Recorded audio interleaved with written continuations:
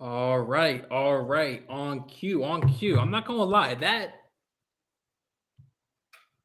Oh, sorry, I got my YouTube up by accident. Yeah, I'm not gonna lie, man. That intro song was kind of got me in the mood for the night, man. And made me do a little, made me do a little dance. But welcome to the show. I know last week we had Cole McCain and Anthony Cobbs on, and obviously my co-host, Kyle Edwards. Man, that show was probably one of my funniest shows. Because Cole Mhm. McCain, I mean, they're both Eagles fans. They give you that swagger. I'm Yeah. saying that cool is cool, calm, and collected. Just like his name. Cool. Anthony, he brings his Tom Brady jokes.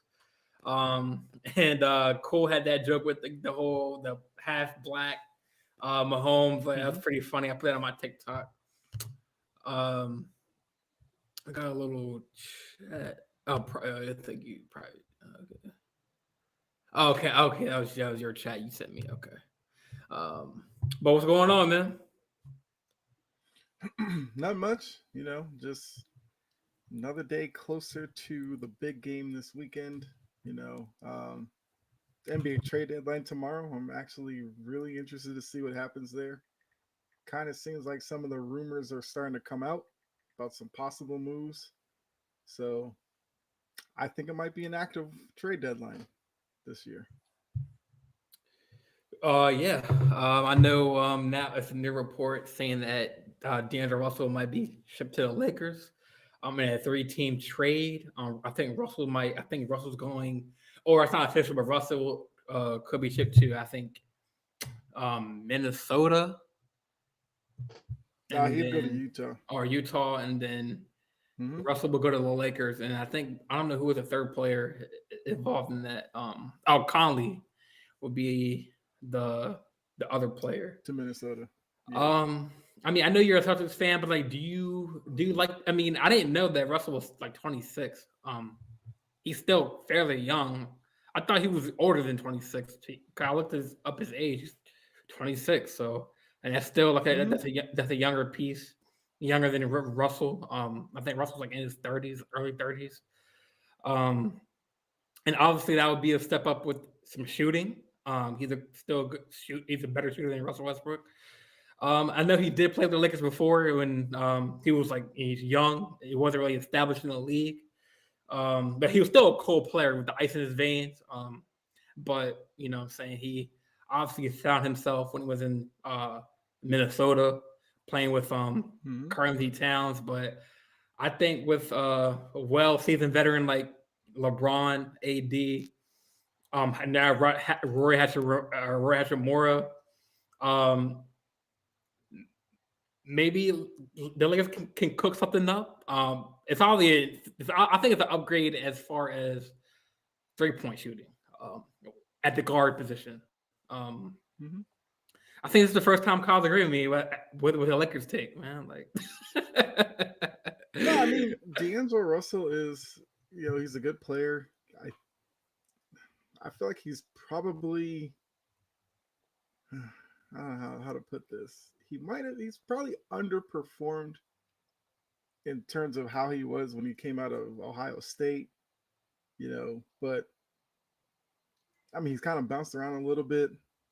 I think he probably needs to find his way a little bit, but I mean Minnesota has to do something.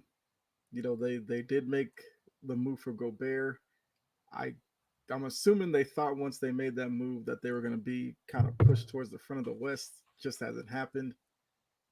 Kind of seems like Russell's going to be the casualty to all that because you can't move Gobert, can't move Karl Anthony Towns, and you're not going to move Anthony Edwards. So they're going to move Russell. That's if this goes through.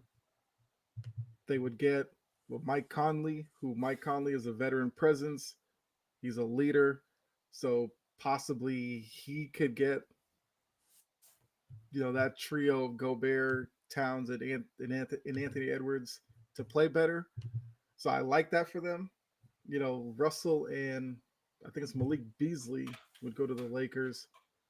Malik Beasley's another guy who's kind of been in and out of trade talks for a little bit. I think he had some like off the court stuff, and because of that, I guess maybe that's what maybe he's part of some of this. But he's a good player for sure. So I feel like in terms of talent, yes, the Lakers would improve by subtracting Westbrook and getting Russell and Beasley. I mean, how much? I don't know. That's left to be determined once again if it does go through. Utah, I knew, they were going to get involved with this trade deadline somehow, some way.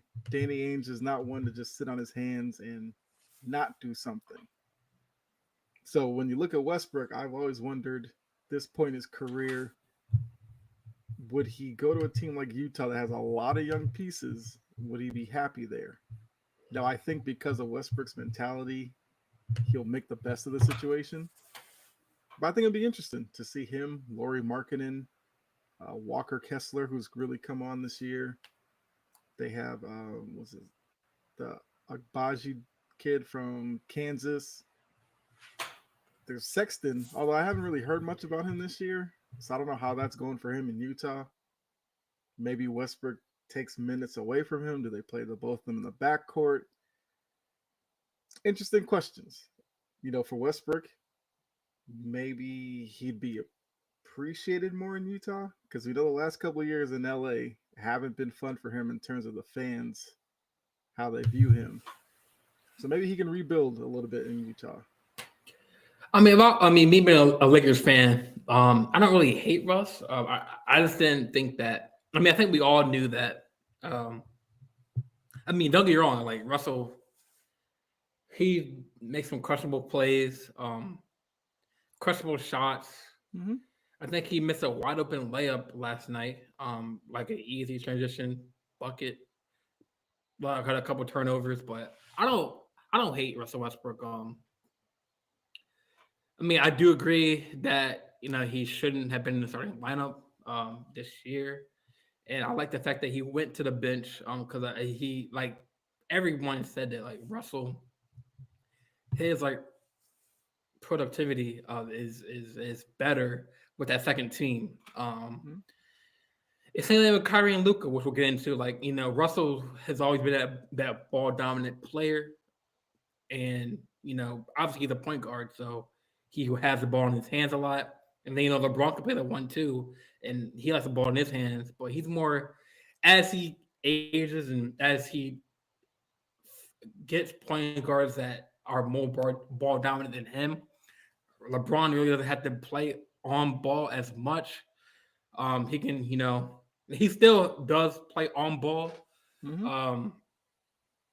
But we all know that Russell played better. Like he would when he was on the starting lineup in the first couple of games, he had like 6 points, 10 points here. Off the bench, he's like getting 19, 20 here with like 8 assists, 9 assists. Now, like you're right, maybe in a fresh start with a new team. So he'll be going to like you say, he'll be going to Minnesota again? Or he'll be going to Utah. Oh, Utah. So he'll be playing with Marketing. He'll be playing with I don't really follow the Jazz roster like that, other than Marketing, but he obviously would have a fresh start at a new team, new market. Not It's just like the Yankees. If you play baseball, Yankees are the most expensive team, the most team with the most world titles in baseball. You're gonna have that pressure on your back to play, just like in LA, like that storied franchise. Players put on that purple and gold jersey. People have expectations. I thought the same way for Joe Gallo. He came from the Rangers. He did it pretty good with the Yankees. But he kind of had that slump where when you're playing with the Knicks, the Jets, all the New York teams, like when you play bad, your fans will tell you. They'll let you know. and Joe Gallo. He was a fan favorite coming into the. I know we're mixing baseball and basketball, but it's just I'm comparing like the franchises where Yeah, it's yeah. like the pressure is bright. The lights are brighter, so maybe. I mean, Utah has a chance to get bright with like marketing. I mean, they can build around him, but maybe Russell Mhm. with him going to a low market team. Still a pretty good record in the West. Still fighting for a playoff spot. He can really play on ball and see what he can do. But Well, the we only all thing I'll know. add to that is I think Utah would buy out Westbrook. I believe that's what I read. I forgot that part of it because kind of going back to what I said before, I don't know if Utah necessarily wants Westbrook, a guy who's a veteran in this league, looking to catch on with a winning team. Don't know if he's the best guy to bring in with a really young group that's trying to build together that probably maybe 2, 3 years down the line might be really good. I don't know if Westbrook would really hang on for that. So the the rumor is Utah would buy him out shortly after the trade, and then he's kind of free to go anywhere. Which I don't know where he would go. Does he go to like Do you see him going Miami? back? Do you see him going back to like Washington with like Porzingis and Bradley Bill? I mean, is that situation really any better than Utah? Except for Utah probably has a brighter future. Washington's kind of stuck in the middle with Porzingis, Beal, you know, with that KCP, Yeah, Kuzma. Like they have I mean they named have yeah. they have named guys, but that just I hasn't mean translated Kuzma's on the been court. pretty. Kuzma he's pretty playing well these past couple games. Like Porzingis, I haven't really paid attention to him as much, but I know Bradley Bill's kind of been in and out because of injuries and stuff. But Yeah, well, I mean, yeah, Bradley Beal is, he's the number one guy in Washington, but I have questions about him as a number one guy. I feel like he's better served as a number two, which Washington tried when they paired him with John Wall. So for John Wall was hurt all the time. So it's I don't know. Some of these teams and the moves that they're probably gonna make, some's mm-hmm. gonna be head scratching. But with this 3 team thing, I understand where each team's coming from. You know, for Utah to take Westbrook and then buy him out, they're probably trying to free up some money. Now, if Westbrook gets bought out, I feel like there's probably going to be maybe some pressure or whatever for him to go to maybe like Miami because Miami's looking to upgrade over Kyle Lowry. Is Westbrook an upgrade over him with Butler, Adebayo, Tyler Hero, maybe? Because at least with the buyout, if he signs somewhere, he can sign for like a veteran minimum, just to be on the team. But I think with the buyout, he'll get his money from Utah or whatever. How that's worked out. I mean, do you think Russell Westbrook is like?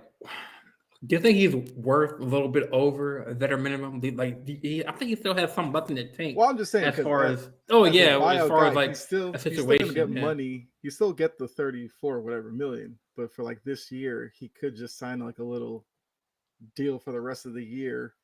Try it out with the team and then work on a new deal in the off season or whatever.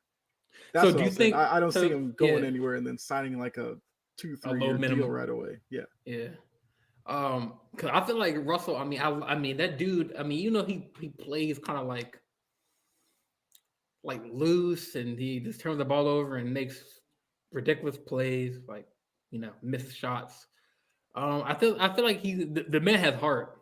I mean, he will hustle. He will die for a ball. Mm-hmm. He will get in your face, defend you. Die for a loose ball. You can't really take that away from the Russell Westbrook. That's why I Yeah. think I don't know. That's a good question. I don't know where he is best fit with. Obviously as a Boston, you don't want him in Boston. Maybe on a bench, maybe with the second unit. Um, Maybe the mentor like Pritchard, maybe. But he's Mm. kind of finding himself on his own. Only thing is, maybe if it's in Boston, you're looking at a guard rotation of like Smart, isn't Derek Smart White. out though? So they need like a point guard to run that. Mm. Unless they had Smart, Prickard. I think Smart comes back probably Monday or something. But you have Smart, you have Derek White, you have Malcolm Brogdon, who's the bench kind of point guard. So bringing in Westbrook, I don't see the fit unless you're going to tell me like Westbrook and Brogdon are playing together. And if that's the case, I don't think Boston's really a fit. I'm trying to think of teams, if he stays out west, I don't see like Memphis, I don't see Denver. I don't see like the Clippers or anything like that because the Clippers kind of have a good team. It's just whether or not they make it through the whole season. That's what they're kind of banking on. Miami seems like a fit for his play style because Miami's not necessarily a team that's run and gun type. They play like a lot of half court. I feel like in Right. Miami, because like I said, would you say he's an upgrade over Kyle Lowry today? I think you could make that argument. So if Miami's able to move Lowry, you bring in Westbrook, maybe. Right. It's gonna be interesting to see where he goes. I don't know where he fits. I feel Milwaukee? like I feel like on this show, I just googled the NBA trade machine, ESPN, right? Mm-hmm. So for future like shows, we should definitely do this like different segments where like they have find interesting trades. So I did pull up the Lakers, Utah, and Minnesota, like 3 team. I got a little chat comment. I don't know who said this. It might have been Gene. I don't know. I feel like he would say that. Hold on, I'll tell you. My guess is Ty. Oh no, it's not. It's somebody. It's Jermaine Fraser. Okay. That's weird. I didn't. I can't see that because he's my friend on Facebook. He's my friend. So Yeah. um. Oh yeah, he put right after. Oh, Jermaine, Yep, what's up, Jermaine?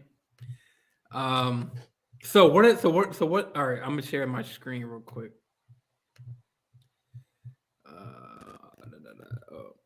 X out of this. I mean, the good thing with the ESPN trade machine is this deal doesn't have any picks involved, so it's a good tool to use for this one. There's like other ones where you could trade picks and all that, but I can't remember the website right now. All right. But if I had to make a guess, I would say trade machine will probably favor the Lakers in this one. So you go to Chrome tab and then go to NBA trade machine. All right, can you see that on the stream? No. Oh yeah, sure. I gotta. Oh wait, you have to like add. I have to add. I forgot. It's not StreamYard. Huh. Right. All right, can you see that? Yeah. Yep. Is it black on your like? Is it like kind of like darked out a little bit? Because mine says you're currently sharing screen. Consider sharing portion of your screen to avoid a hall of mirrors. So it doesn't say that it's clear. Yeah, it's clear. Okay. Yeah, that's just a message for you to like let you know whatever. But is there a way I can like exit out of that, or is this on my screen? Yeah, it's just on your screen. The stream won't see that. Oh, okay. So the stream sees this the regular website. All right. Yep. So what was so let's go down the line. Russell. So it's Westbrook. So, I'm just saying. So this is contracts first. So Russell, 47 point. Damn, no wonder why the Lakers can make no moves because he has a 47 point, almost $50 million contract ends after this year. LeBron's untouchable. I think he has 2 years. Did he have 3 years left or 2 years left after this? It says 3 years. I believe it's 2 years after this. Anything on 3 years, but that's he's untouchable though. Beverly, 3.13. Is he untouchable? Million. I feel like if the Lakers were blown away by an Anthony Davis deal, they would do Oh, it. I yeah. mean, I what know. they get in return, I couldn't tell you, but I doubt he's untouchable. To be honest with you, I don't know if there's And they anybody got on the Scottie Lakers Pippen. that's I guess he's a rookie. I guess Scottie Pippen. he's G League, I guess. I mean, All right. So what is it? So Russell Westbrook's involved, right? yeah. So he would go to the Utah. Utah for, So and then Russell. Russell. Oh, Uh, I clicked on his name. Uh, so Russell going to the Lakers, um, so Malik and then Beasley as well. And Malik Beasley. He is. Is he not on their team? Oh, Malik Beasley's coming from Utah. Okay. Some reason I thought Malik Beasley was on. Oh, he's going to the Lakers. Oh, I Oh, keep on clicking his name. because Beasley. Okay, Beasley was on Minnesota. He was a part of the Gobert trade, I think. Uh, so Malik will go to the Lakers too, Yep. and then Conley And will go. Conley's going to Minnesota. I believe that's the extent of the trade, as far as I know. Yeah. All right. Okay, so do you try this trade? Yep. So And like I successful. said, So the trade machine favors the Lakers because it yes. says So +2 wins and everybody else is -1 and -2. So I mean, would that be? I mean, reasonable? I mean, as far as just those 2 wins, like the +2 wins. for the Lakers, I don't see what other moves. I mean, the only moves they're going to make are going to be moves like this, where it's a average, above average, slightly above average type talent you bring in because the Westbrook, contract is what they're trying to move off of. Because if they just let it run out, I don't think they get all 47 million to necessarily fill. I think they get like 30 something. But with their contract structure for next year, they only have like 4 or 5 guys under contract. So if you're gonna have to try to fill out a team somehow, which is why I'm like, with them not having draft picks the next couple of years, because at least draft picks would be a cheap way to fill out a roster. They don't have them. So with this, I mean, even with this, D'Angelo Russell, his contract expires at the end of the year too. Right. Are I they mean, are they going to re-sign him?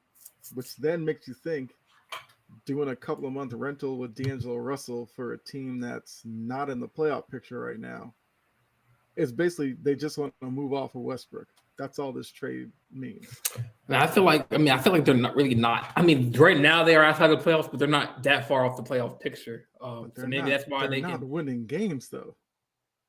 It'd be I one mean, thing they're if they were winning games at least, and you could be like, oh, maybe they'll move up. But we're like 21 and 25 or 20. yeah, they're 25 and 30. You have 27 games left. I, I don't know how optimistic, because you look at some of the teams in front of them. So they're 13th, I think. The Thunder are in front of them. Portland. Those might be the two teams between them and the play-in. Then in the play-in, you have like Utah. Well, I think Golden State's 7, so they're the first team in the play-in. But Minnesota's up there. Who am I missing? Oh, the Pelicans, because the Pelicans fell off once Zion got hurt. But if Zion comes back, you probably expect Zion to elevate them back up. So it's almost like, can the Lakers jump over the Thunder and Portland? Then who from 7 to 10 do you see falling out? I think most people would probably look at Utah. Fine. If you think Utah's going to fall out, I think the Thunder probably replaced them. in the play-in. I think the Thunder are a better team than the Lakers right now. We kind of saw that play out last night, but I feel better about the Thunder roster than the Laker roster right now.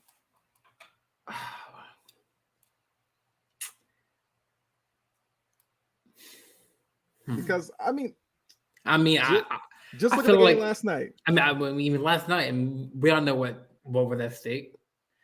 I mean, Nothing. I mean, well, LeBron's. I mean, well, nothing was really at stake, but we all knew what was gonna happen. LeBron was gonna break the Okay. scoring record. So I mean, just like Han said, like it wasn't really about like the game. It was about him. You know what I'm saying? And obviously, you should win. Try to win. You're And, 13th, and you're telling me we're throwing away games because it's about LeBron. I mean, That doesn't make sense. Like, I get it. I mean, it was a good game. I LeBron's the mean, it wasn't talk like it of. was a blowout. You know, it was like what by three blowouts by three. Still lost. That's all it is. I don't care if they lose by 1 or 41. They're still losing games. Early in the season, you and Freddie started talking about Laker defense. They gave up 76 points in the first half. They give up like 119 a game, which is one of the worst in the league. And what really changed between earlier in the season and now? They just became the team that we all knew that, well, at least I knew they were. Because going into this season, perimeter defense was a problem. They brought Patrick Beverley, and all of a sudden now it's supposed to fix it. Sorry. No. Patrick Beverley is. I don't know why we picked up Patrick Beverley. Maybe for Laker defense. fans tried to convince all of us he's a 3-and-D guy. No, he's not. He's a He's a D barely guy. 3 and a suspect D guy. That's what he is. Because he's too busy trying to be this tough guy that he wastes fouls for no reason. He gets technicals for no reason. That's it. He'll give you one game every couple of weeks where he scores like 10 or 12. He'll trash talk somebody for whatever reason. And then he has a bunch of games with 4, 6. So you're getting what you're getting. Everybody loved him when he was partying like it was 1999 when the Timberwolves won the play-in game or whatever that was. Which, in the locker room, on the court, throwing your jersey in the crowd, jumping up on the scorer's table, and it was like, did they win a series? Did they win the finals? I'm confused. But from that, I feel like Laker fans are like, oh, we're getting a winner. Because as he put it, every team he's been on has been a playoff team. Not because of him, but sure. If you want to use that, whatever. I don't know. I had a lot of issues with the Laker roster to begin with. I know a lot of Laker fans blame Pelinka and Buss. Cool, because that's the easy way to look at it with the front office, because they're the ones who control that. I get it. That's true. But they weren't really Westbrook. Yeah. They got Westbrook. That's the biggest issue. I still say the Anthony Davis trade was way too much. The Laker fans were desperate. They just wanted a name. They got Anthony Davis. We got a ring with him, so it's all right. The reasoning for him going to LA was multiple titles. If you're gonna tell me in 4 or 5 year span, you have like 4 years of under 500 basketball and 1 championship, where I'm guessing this is still Jermaine. Lakers are the. Oh no, that's Ty. Okay, what's up, Ty? Like, I don't know why the name doesn't come up before doing the play-by-play. Yeah, I still haven't figured out the Facebook thing with Melon. I'm still looking into that, because even when I did my stream, I still couldn't see Facebook stuff. But like Laker fans will say, the LeBron thing was a success. I don't think so, because you gave up on young talent way too early. Like Laker fans, be honest with yourselves. If you could have Brandon Ingram, Kyle Kuzma, Josh Hart today, would the Lakers be better? Yeah. Now Lonzo Ball's hurt, so I'm not gonna play the what if game with him because I'll just take it as he'd probably still be hurt. Even if it was still the Lakers. So, but this is kind of the LeBron effect because when teams get him, because of the way that he kind of structures his deals and everything, he puts a lot of pressure on front offices to put together teams that win right away because they just don't know how long they'll have him. Now he's been in LA for, like I said, 4 or 5 years now, but it's just to me it's kind of been a circus since he's been there because we all know, him going to LA helped with production company and all that. Space Jam remake, the shop, and all that stuff came out of him. I think basically when he got to LA. Yeah. So if that's was part of it for him, kudos to that. His sons play with Sierra Canyon or whatever out there, so that's what's up. But the Lakers like to tell people they're about championships. They're supposed to be storied history, most storied team in history, even though, I mean, the Celtics are right there with them, but you know what I'm saying. And I just don't know, like, how do they turn it around? Because if LeBron were to leave next year, like, what state are the Lakers in? No picks, bunch of guys that don't fit with each other. How do you deal with that? Like, if you bring D'Angelo Russell, they're not all of a sudden a title contender. So you could kind of count this as a season where maybe they make the play-in, maybe they don't. If they make the play-in, depending on who the other three teams are in the play-in, I can't guarantee the Lakers come out of that. And would you like them going up against, I don't know, Memphis in the first round? No. Denver? No. So, LeBron got his moment. Yay. And Kareem was there. That's cool. Although Kareem looked like, can you hurry this up so I could go home? That's how he looked like when he was sitting there. Every time they showed him, he'd kind of be sitting there. I guess somebody would be like, yo, the camera's on you. He'd be like, cool. So. But luckily it's out of the way. Maybe the Lakers start playing better because now they don't have to worry about this record anymore. That's the whole thing. So you did I guess you get kind of segue into our next topic for NBA. LeBron, as we all know, he did pass Kareem on the all-time scoring list. I mean, I know LeBron still has a lot left in the tank. He said he wants to play with, if not one, but maybe both of the sons, but mainly Bronny. Is Bronny what, 2 years away from the NBA? I think a year or two away from the draft. I think yes. I think it would be 3 years. Bryce would be. Are they a year apart or 2 years? I think they're 1 or 2 years apart. Okay. But mainly LeBron wants to play with Bronny first. And maybe Bryce. That sounds like another circus to me, but okay. But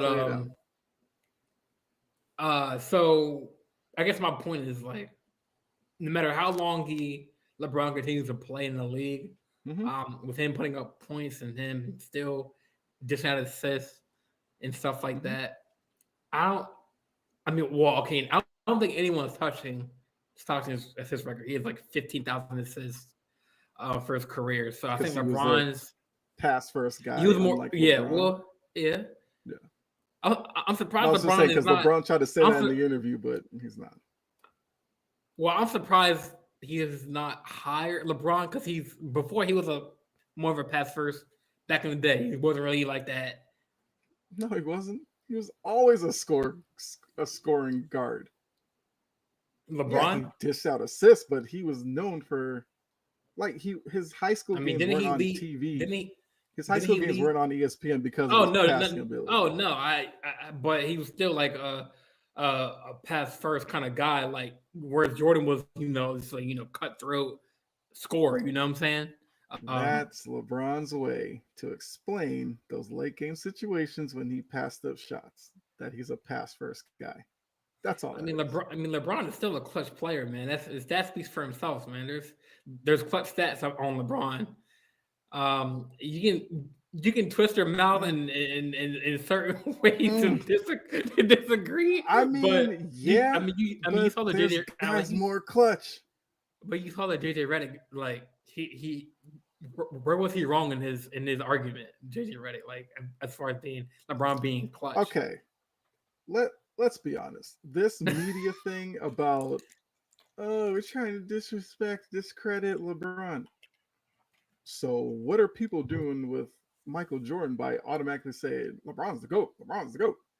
When he's not. That's discredit to Michael Jordan. And the LeBron fans will be like, Jordan played against bums. All right.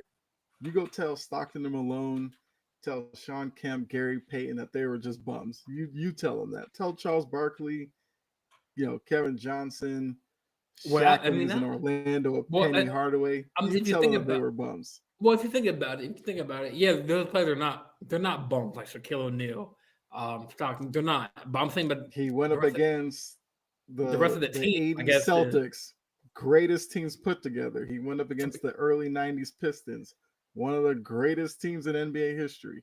He went up against But some of these teams plenty like of that. teams. What I'm saying, like they're like the Reggie Millers, Great the Ben teams in Wall, Indiana. the Ben Wallaces. But I can't. I mean, I think when it comes to like people saying bums, I think that people who are like the center, like the surrounding pieces around. I can't even name like 5 players other What? than Reggie Miller on the Indiana Pacers. Reggie Miller, Jalen Rose played there. Travis Well, Best, yeah. Rick Well, Smits, I know Jalen Rose. I the know Reggie Davis Miller. brothers. Like they had great teams in Indiana. Well, maybe I'm just. I was born Okay, '98, so so during LeBron's 10-year run in the East, name the great teams. all right. Well, he had as far as just like going down the line. Mm-hmm. All right, LeBron. He had Mo Williams. No, I'm talking about like uh, the great teams he went up against because everybody's like, whoa, he oh, had the the 10 great. years straight in the finals and all that. And I was like, yeah, the Well, East was I think the terrible. way I think the where it cracks between like Jordan fans and LeBron fans, whereas the GOAT debate is that like I was hearing some of the analysts talk about it on like ESPN and stuff. Like I think JJ Redick and Stephen A. Smith talking about it on their show, and Hmm? they were like, or no, I think Dougie, what's his name? Not Dougie. I mean, who's the white guy with the slick hair that's his co-host on First Take? Oh, Mad Dog? Mad Dog. Like he was saying how like Mad Dog's a baseball guy. He be saying some wild stuff about the NBA, but I mean, but I think it either was him or I think it was JJ Redick or mhm. Stephen A. when he was like, where it broke the GOAT debate or what separated Jordan from LeBron was when that Miami Heat and Mavs like finals where LeBron was kind of horrible in the fourth quarter. Kind of. He Um, was horrible. Just I watched that series and I didn't know what I was watching. Like dudes like JJ Barea and Jason Terry were just killing them. JJ Barea is like 4 feet tall. he's like I mean, he went to BU, 4'11", so I love him, but I yeah. still don't understand how that series happened. I mean, you could look But past that. well, yeah, I'm just saying like so he went up against uh I mean Curry Clay, like the dynasty where, or well, not dynasty, but that team That's where it's like, that's the one championship everybody loves talking about with LeBron. Okay, I I get mean, it. He beat a really good team. no one has came back from a 1-3 deficit in the finals. So I mean, that's Yeah, pretty. Jordan never found himself down 3-1. How about But that? look, I mean, but Look who Jordan had on the team. Pippen. I Okay, name mean some other Rodman. people. Rodman.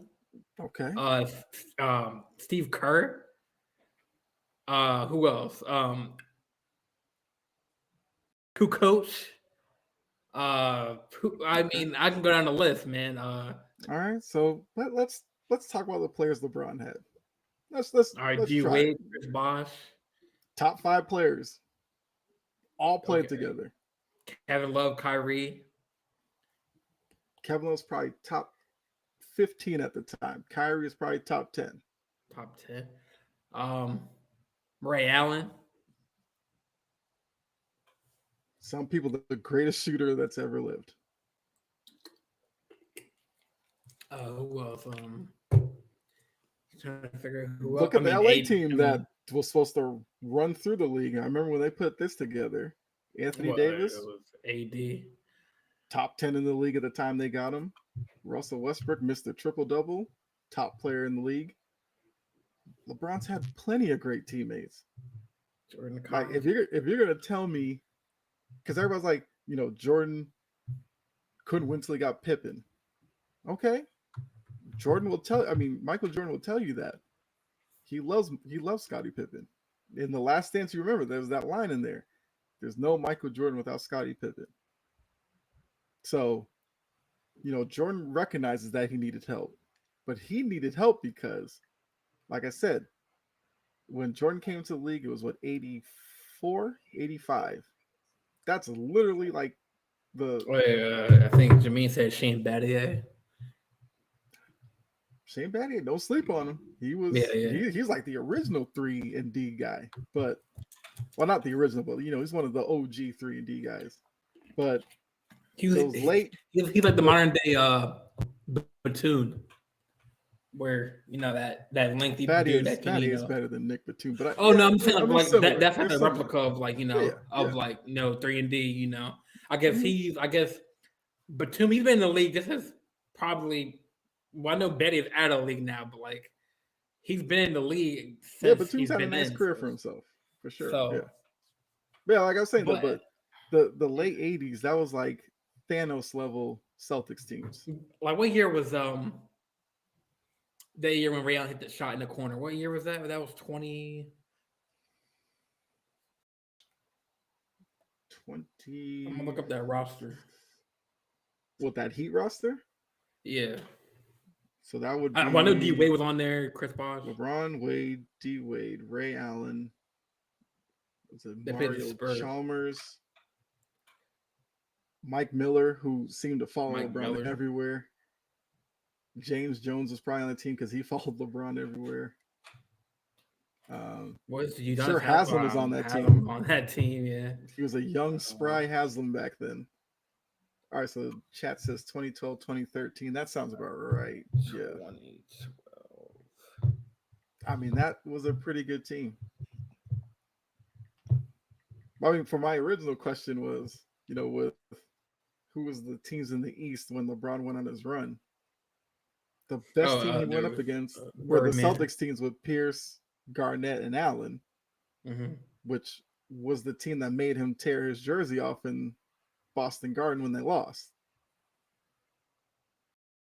Okay, so he put 2012 or 2013. Yeah, because Not 2012 necessarily they had Ray 2012, Allen, Chris Anderson, so Birdman, Joel Anthony, Shane Battier, Mark Chalmers, Norris Cole, Josh Harrelson, Terrell Harris, Giannis Haslam, Juwan Howard, LeBron James, James Jones, Rashard Lewis, which is pretty much shooter. Mike Miller, Dexter Pittman, Jarvis Varnado, and Dwayne Wade. I don't remember some of the players on that roster. Let me see 13. I know Dwayne Wade, Chris Bosh, Birdman, 23. Birdman was a good role player. Joel Anthony, there's a name you're not going to hear a lot in basketball talk. I think Joel Anthony might have been like an all-star one year randomly. I think. Sure that lost he to had. Dirk Miles. I forgot. He had Greg Owens or Greg Oden. I mean, oh my god. Yeah, that was towards the end when Greg Yeah, that Oden was was just trying to 2013. figure out. Miami I lost mean to that Dirk, that Mavs man. series, it's still mind blowing because besides Dirk, it was like I said, Terry, JJ Barea. Wasn't Kid on I that roster? think Marion was on that team, I Or no, believe. that was old. Oh, Kid wasn't on there, right? No, that was back in the day. Kid.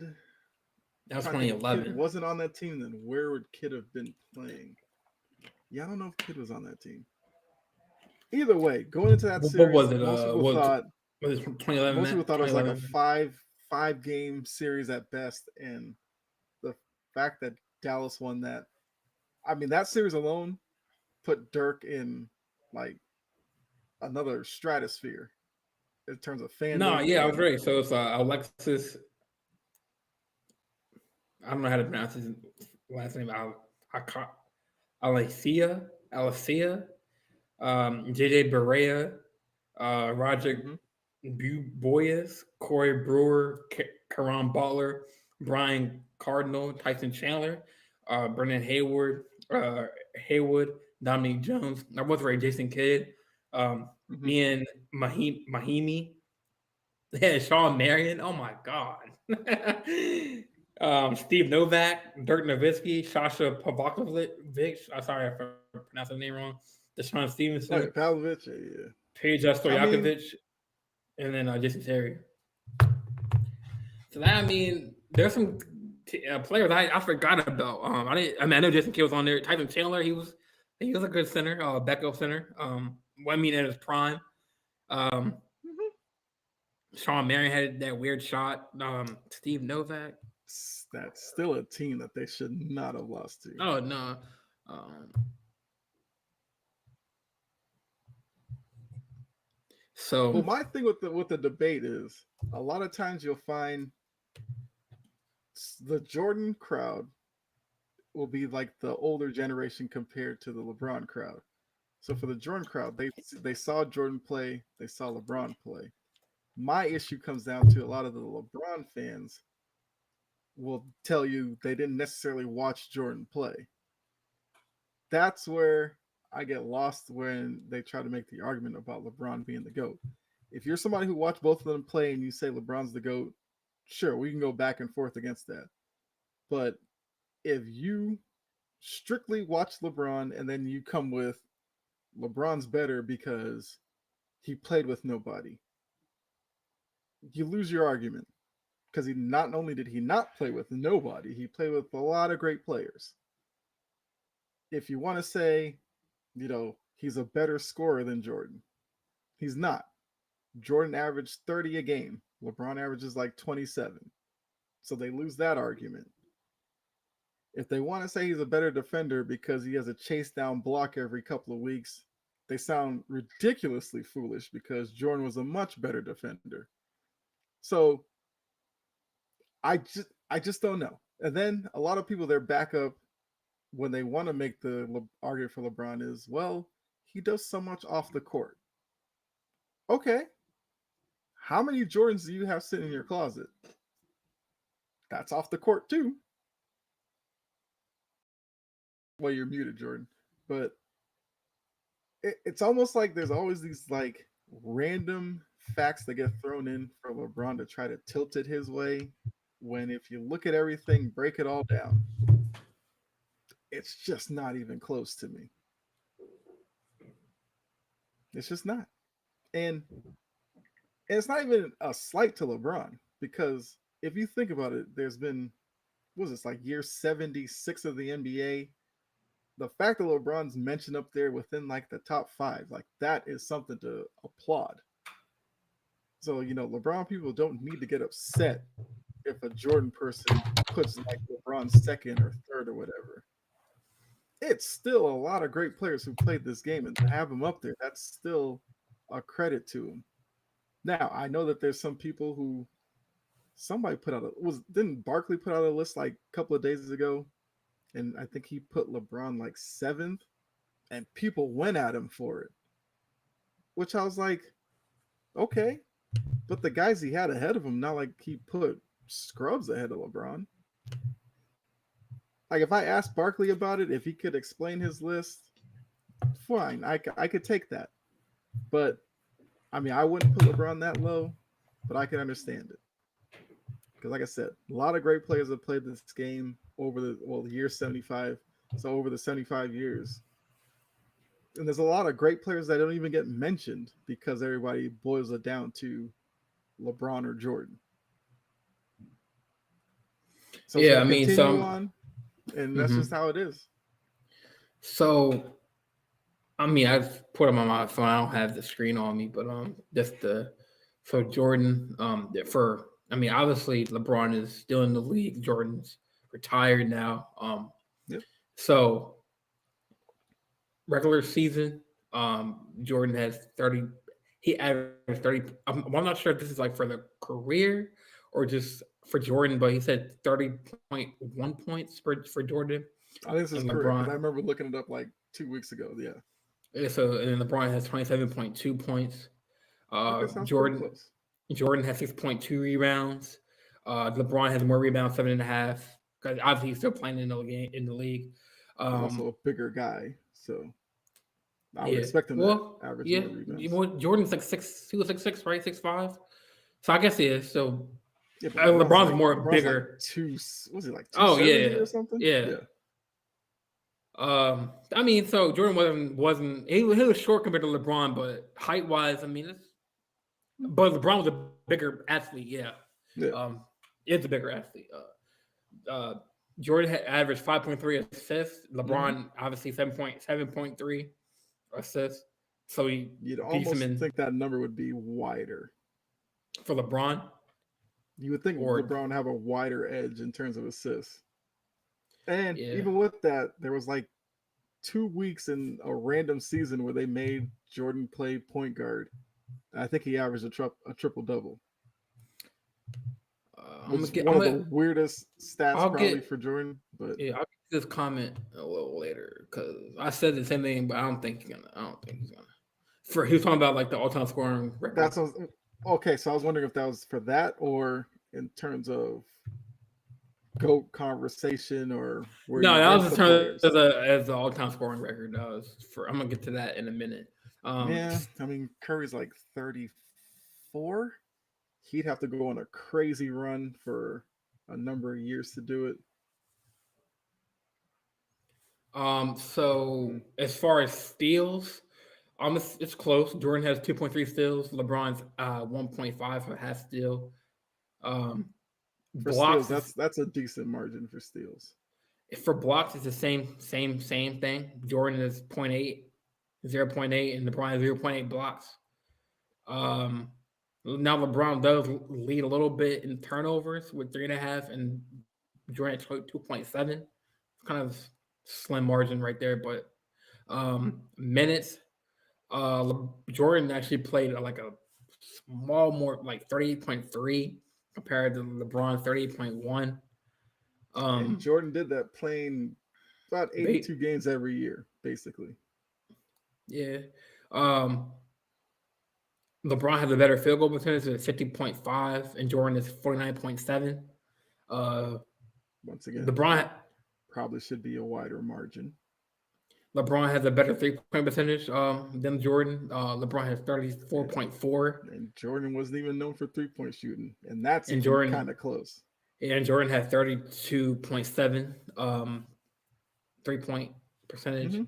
Hmm. And then the free throw, I think Jordan was a better free throw shooter by like he had 83.5% compared to 73.5 for Hmm. LeBron. So now since like that I think James the has free throw shooting eclipse. does factor into clutch as well, because a lot of times getting fouled late, you would trust Jordan on the line, where LeBron could be a little shaky late in games. But yeah, Right. So now this is the list where it says so since James has eclipsed Kareem's scoring record, just the longevity of like how good can this record stand? Can it be 40,000 career points when it's all said and done, or 45,000? Um, can that be in play? So I'm not sure what this list is. This next one, hmm, because Jordan has 1,072 games. I think it's his total career games. I think, yeah, or LeBron has 11 or 1,410 games.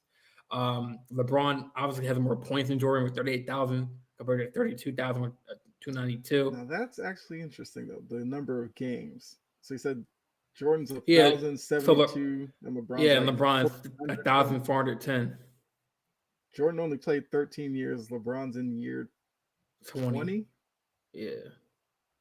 He's only like four. Okay, interesting. Okay. Um, Brian has more rebounds, 10,000 compared to 6,672 for I mean, when you Jordan. get into cumulative numbers, then yeah, he's gonna, because he played 7 years longer. Yeah. His numbers will look better for sure. Um, they're kind That's of when you close compare the two. I'd go with the per game averages. That's an per game. easier I way to, mean, so and also they're with, because you went through those numbers already. Yeah, but I was just about yeah. to say, because with Jordan, he played 3 years of college. LeBron came out straight out of high school. That's 3 years there. Missed a year with a broken foot. That's a fourth year. And then the 2 years he retired. So that's 6 years difference right there. I haven't seen any other interesting websites. I mean, it's a conversation that's gonna keep coming up. Even though I'll still be there to say it's Jordan all day, every day. But because if he hits 40,000, it'll come up again. Oh, LeBron's the GOAT. No, it's not. And I'm to, trying and to to think. me, I honestly don't know what he has to do to necessarily pass Jordan in my mind. Because with him being 38, I don't know if he has enough time to really do anything to change my mind, I guess. Right, right. So I think, I mean, as far as I know awards. I mean, obviously Jordan has 6 rings. LeBron has. Four. It says Yeah. it says LeBron has one. What is up? This is like this report. What?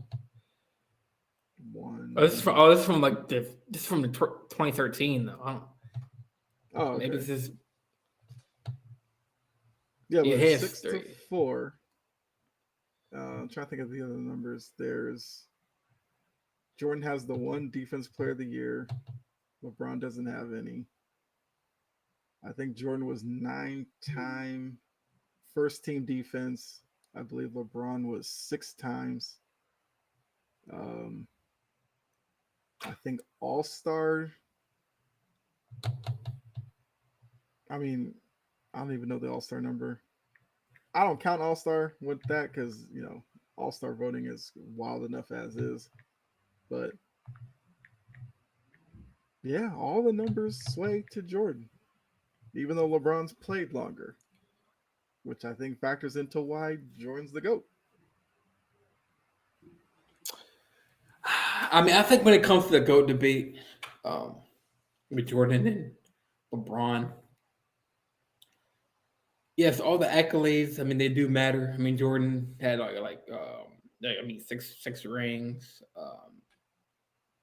Defensive Player of the Year, I believe. Yeah, he got that over LeBron. But I think as far as where LeBron can play all 5 But can he positions, though? he can. He can, Can he though? he can, and he has done it. He played guard. He brought the ball up. He played shooting guard. He played center. I Mm-hmm. mean, I Could mean, he defend centers night in and night out? No. not all season, but he can definitely do it at an elite level. Mm. I mean, I don't know what games you watched him back in the day, but LeBron, but he basically he played that small forward. But if a team needed him to play point guard, carry the ball, play a center, he's still a big body dude. 6'9", 6'10", 6'8", I 250. think he's listed 6'9", maybe. Yeah. Um, Was it? Who's this in the chat? Yeah, Jermaine said no. I'm right there with him. They always say that he could play all 5 positions. Could he?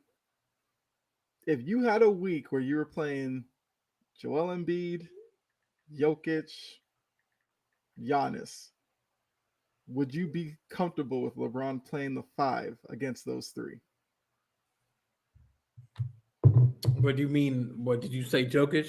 Wait, I'm sorry. I'm sorry. I missed out on. Jokic, Embiid, Giannis. Just go with those three. You have a week where those are the three teams on the schedule. Mhm. Would you line up LeBron at the five against those three and feel good about it? I mean, yeah, I would actually. Not like all game, but some positions, yeah. Hmm. I mean, hasn't he done it? Has he? I don't know. I Because mean, I watch him a lot of times on he played defense. the Bucks. He played Embiid. He's He played.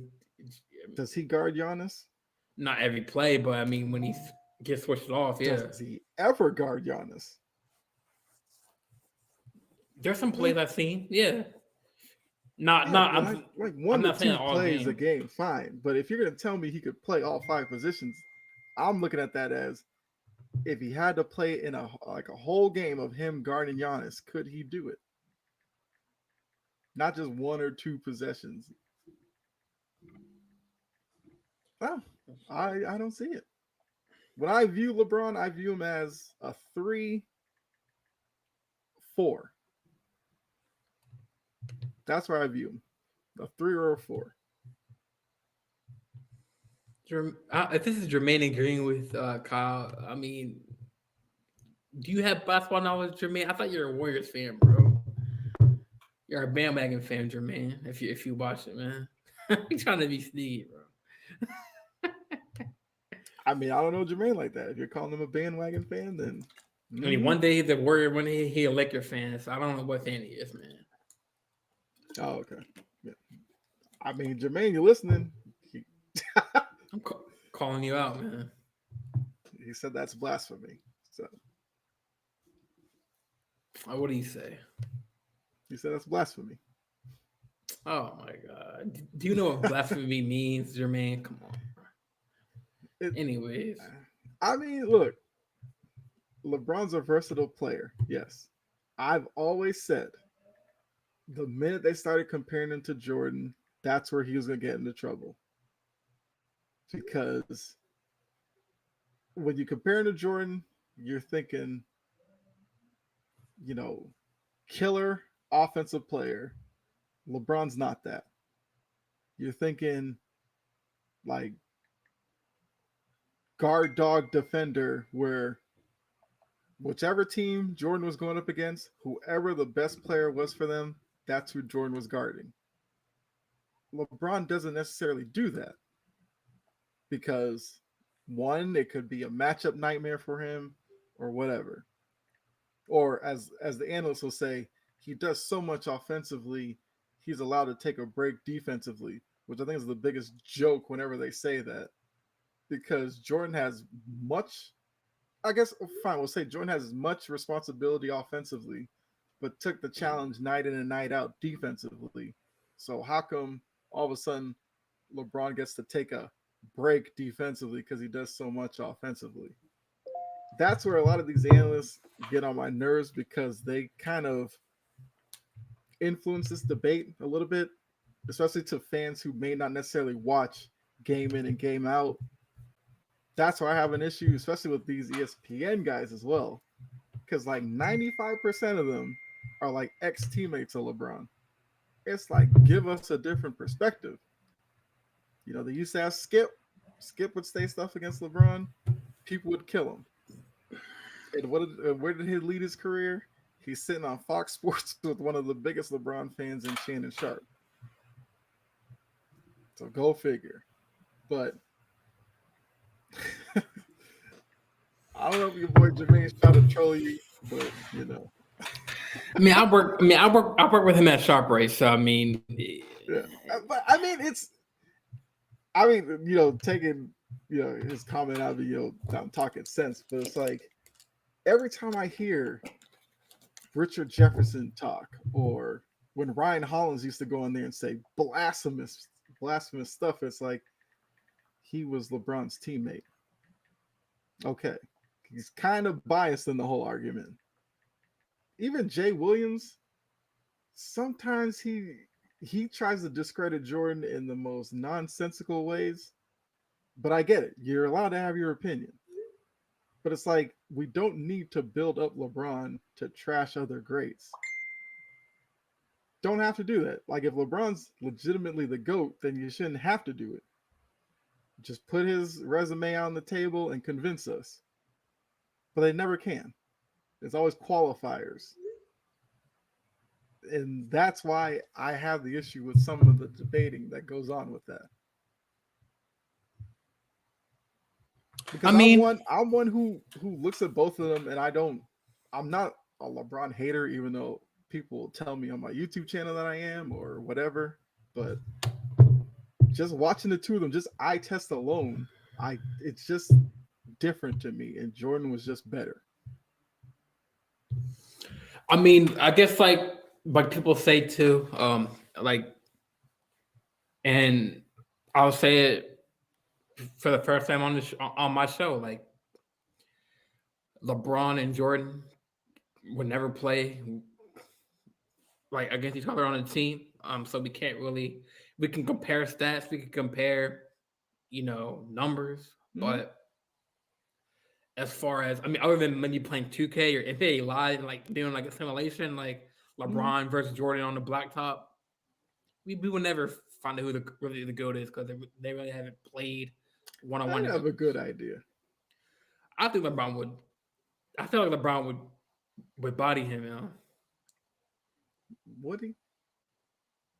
I'm like with his current with LeBron's current. I mean, what are we talking about? Miami Heat version LeBron, I like don't big care bulky what LeBron, version you or put. Laker LeBron?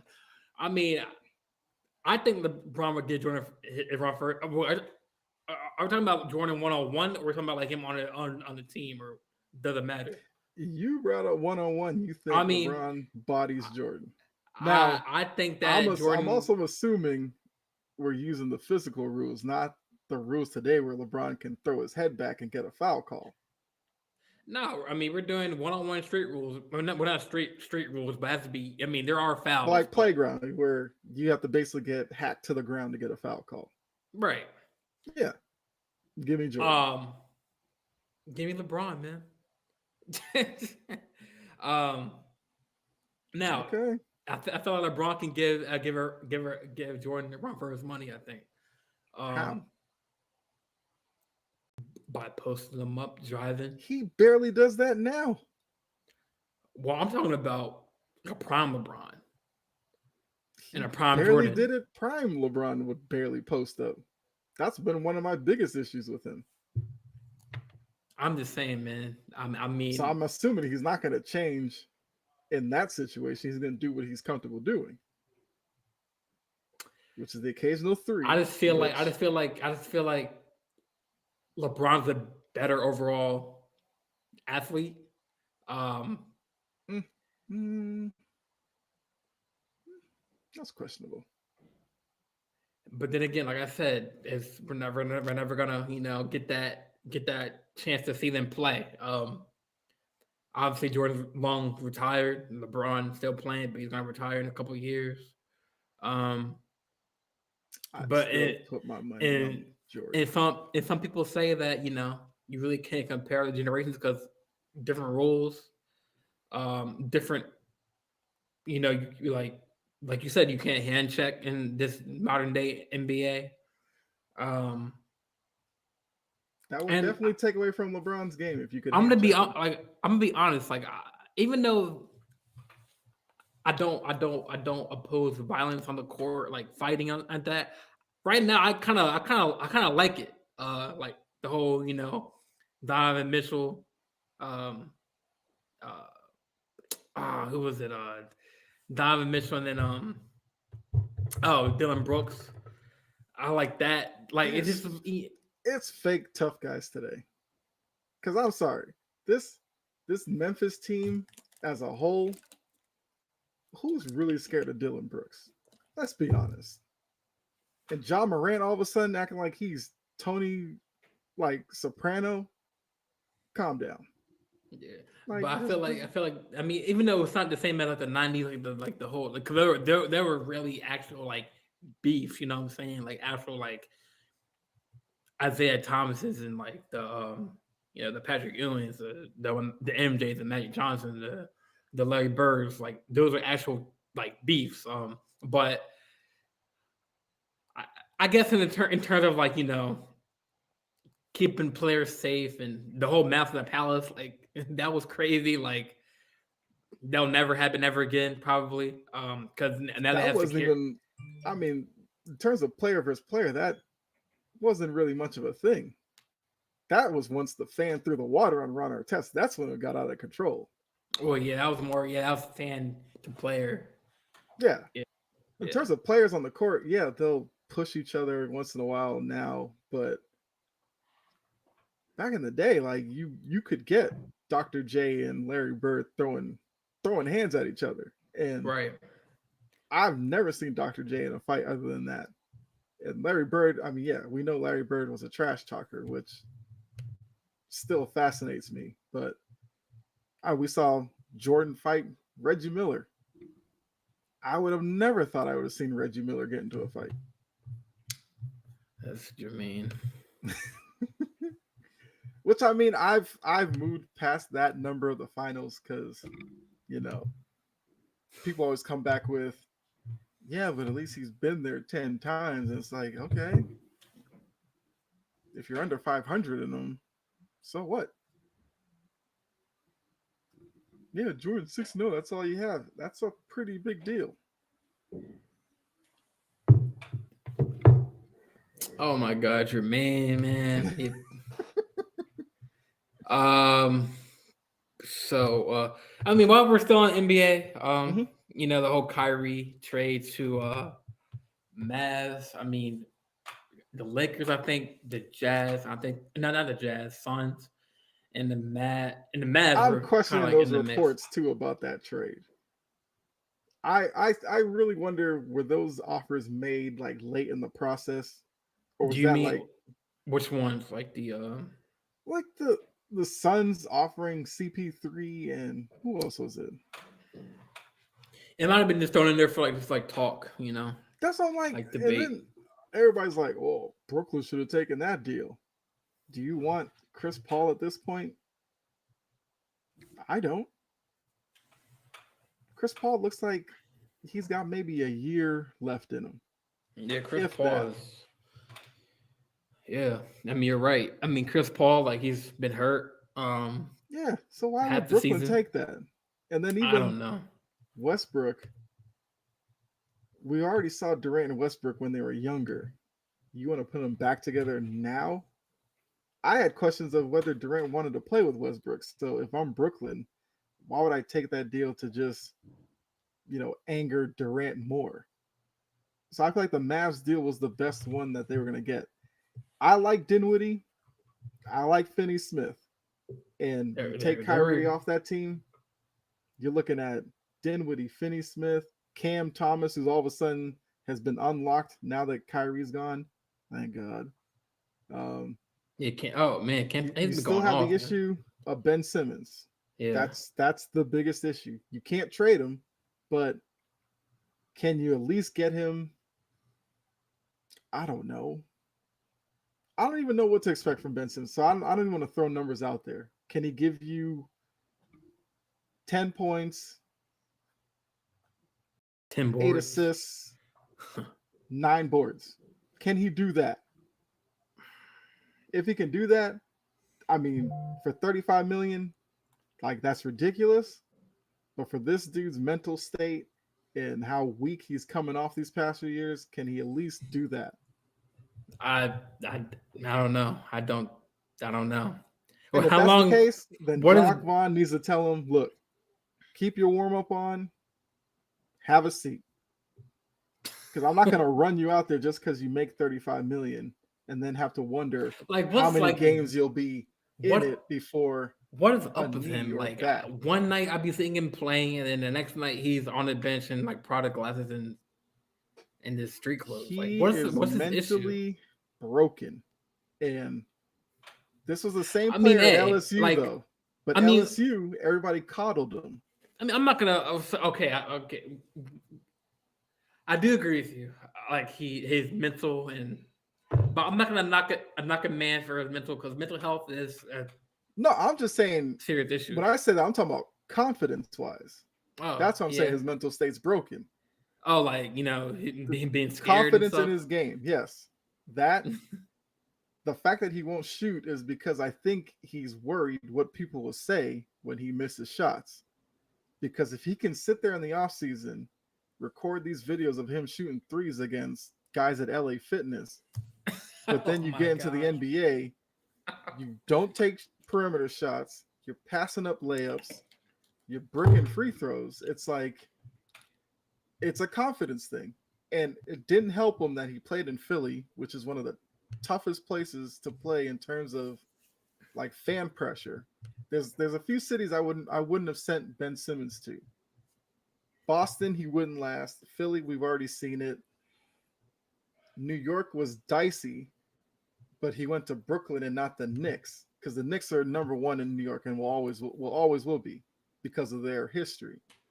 But Brooklyn, because they became more successful than the Knicks, some Knicks fans crossed over, Mhm. and I think that's where the issue is. If you send him to probably like Utah, Oklahoma City,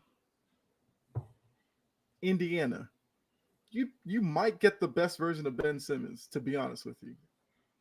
But if I'm those teams at this point, I don't take him because these past few years, I don't know if he can recover from it. Yeah, like I want to go to this comment. I think Jermaine Brooklyn should get their first chip. I mean, they should have got their first chip when they brought it all together, like KD, Kyrie, and Harden. That was the goal for them. I mean, that was the goal to. I mean, that was their vision um, of bringing the. That was a new owner playing 2K with those three. But still, If you see the three of them on still the court, top. I didn't believe it But still because Harden top. at that point ate his way out of Houston, and then it was like, oh, I'm happy to be here. Kyrie just pulled his stunts in Cleveland and Boston by the time he got to Brooklyn. You already knew he had limited years in Brooklyn. But I'm saying like that I didn't whole believe it. just like that one, just like that. I think that first year they all like came together and stuff, and like I mean they really. I know Katie was coming off of a like a recovery for his was it ACL Bro, or his was it Achilles? I ACL think or Achilles or I something? think it was Yeah. Achilles. So I know he was coming off of that. Kyrie was hurt or Not the year he protesting. missed half the year with the KD COVID or or Kyrie. Kyrie. Was that the COVID year? Or was the year was that the year after? I think that was the year before. Another comment. I mean, yeah, Well, okay, yeah. Jermaine, So because he when does when work at Harden finally Barclays. got there, yeah, when Harden finally got there, that was I think the second year because the first year they traded for KD, but he was hurt, so he didn't play. And Kyrie kind of quit on that season because it was just him and a bunch of guys. Second year they brought Harden in. Kyrie was a part-time player because of the pandemic and his refusal to take the shot, which Right. was a personal reason. So you can't be mad at that. I mean, the way he kind of played it off, whatever. Then Harden leaves because of that, which I mean, like I said, Harden only went there because this is what I've been saying about Harden for like the last 3-4 years. He's trying to latch on to a great player to take him to a finals. He's not one to be like Houston James Harden anymore. That's why he went to Brooklyn, and when Kyrie wasn't there, he's like, I'm not doing this because now I have to do more. Mm-hmm. That's why in Philly, when he's with Embiid, they have Tyrese Maxey, Tobias Harris, guys like that. If it came down to just Embiid and Harden would probably want out of there. So I don't know. It's I mean, like that kind of Kyrie likes drama. It seems to follow him. Yeah, Kyrie likes, yeah. I mean, so I guess since we're on Kyrie, how do you before we it's our be our last topic before we go to the Super Bowl and Mm-hmm. and then we'll end the show. But like I know we're both NBA fans of our respective teams and the NBA as a whole. So how do you feel Do you feel like this experiment will work with Kyrie and Luca? Because again, we got two ball dominant, point guards. Luca has been putting up 40, 50, 60. Hmm. Kyrie, I mean, he can put you up baskets, but I mean, I think my analysis is like both players are one. I mean, maybe they both can put up 50, but one player has to sacrifice, maybe not scoring 50 here and 60 here. Like, Hmm. um, we can't really say anything about Luca being off ball because this is his first time him being off ball with Kyrie around. I think Mark Cuban came out and said in the statement that Luca is the the first best ball handler on our team, and then Kyrie is the second best ball handler on behind him, which is true. But with two great ball handlers, I mean, Christian Woods is out. They don't have really they don't really have no like really interior defense until Christian Woods gets back. Um, I don't know. I feel like Finney Smith kind of like he was that big who can like stretch the floor out. So they're gonna miss that aspect of that. Um, Dinwiddie could put you up some baskets. But Hmm. I mean, obviously Kyrie is an upgrade for Spencer from Spencer. But how do you, real quick, how do you think this is gonna work? Do you think this leads to a championship for Mavs or not? No, I mean the current team the team they had before Kyrie wasn't going to win a championship. If this doesn't Or work, it'll be or more. let me rephrase the question. Do you think that this duo will extend their playoff, like when it'll playoffs, like would it have to extend their run to the finals or to the Mhm. conference finals, or do you think? Let me rephrase that question. Um, well, I'm trying to think because Luca made the Western Conference Finals. Was it last year against Memphis? No, not against Memphis. What am I talking about? Against the Warriors. Wasn't it Warriors Mavericks last year in the Western Conference Finals? Because the Mavericks knocked off the Grizzlies, I believe. Yeah, Mavs knocked When off the Grizzlies. I think Morant got hurt in that series or something like that. Yeah, So he's made the Western Conference Finals with a team that didn't have Kyrie. Could they get back there now that they have Kyrie? Sure. Best case scenario. Do I think they could? No. And if this pairing doesn't work, trust me, it'll be more on Kyrie's side than Luca. I think Luca is welcoming the fact to play with Kyrie because I think Luca's probably frustration, not say whether how frustrated he was or anything, but his frustration probably came with when teams double teamed him and he kicked it out to somebody like Bullock or Finney Smith, Dinwiddie, Wood. They missed a lot of shots. Could Kyrie knock down some shots like that? Yes, he most certainly could. Then the times where Luca maybe wants a couple of possessions off the ball, can he trust Kyrie to bring the ball up? Yeah, he can. With Luca, we've seen him post up smaller guards to get easy baskets, so he can do that now with Kyrie handling the ball at the top. right. The issue is always going to be how long is Kyrie committed and how long before there's some extra stuff that comes with him. I mean, he's kind of thrown it out there already because as soon as he got to Dallas, he took down the post on his Instagram when he apologized for the stuff this offseason. He's kind of throwing shots at Brooklyn subtly, and and I'm looking at it like kind of got to grow up with that. Look, I get it. If you didn't agree with the apology that you were forced to make, fine. But to then pull it off as soon as you get out, like, you were forced to do it or whatever. Okay. If you didn't agree with it, fine. I don't care. But then make it known back when you're in Brooklyn.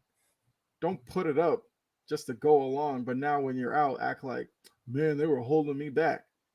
You made the decision to comply with that. if you wanted to take a stand, you could have been like, no, I'm good. And if they wanted to sit you out, sit out until they move you, and then do whatever you want. And that's always been my issue with Kyrie. When he was in Cleveland, we didn't hear a lot from him because LeBron was the man. He didn't like that. After a while, because that's what he said. He got sick of being looked at as the kid Being and LeBron, and I was like, being under okay, being LeBron's shadow and right. stuff like I that. Yeah. mean, God forbid, you were a guy who came out of Duke who played like 9 games, was a number one pick. LeBron was the chosen guy, so you had to take a back seat to him. Okay, that'd have been everybody. He said he wanted to be a leader. Oh, I'm gonna lead the Celtics team.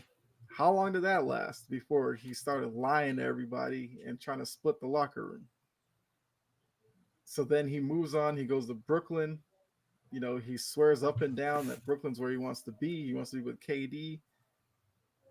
As soon as KD gets there and he's hurt, Kyrie quits on the season. Then the next year, like I said, the COVID stuff, where he said he was standing up for the people without a voice or whatever. Okay, so I mean, in today's day and age, everybody has a platform. It's called social media. So we don't necessarily need you to speak up for us, Kyrie, but I get it. I get your heart was in the right place, according to you. But then there was this past offseason, and through it all, Durant stood by him. Some people thought he was crazy. He stood by him. He even fought for him for the team to get him his money. But as soon as you get out of there, you're taking shots at the organization. And you'll see it when they play against the Clippers. He'll look like the greatest teammate ever for now. But let's say they lose a couple of games. Then what does he do? If Dallas doesn't give him the money he wants, which is 198 over 4 years, good luck.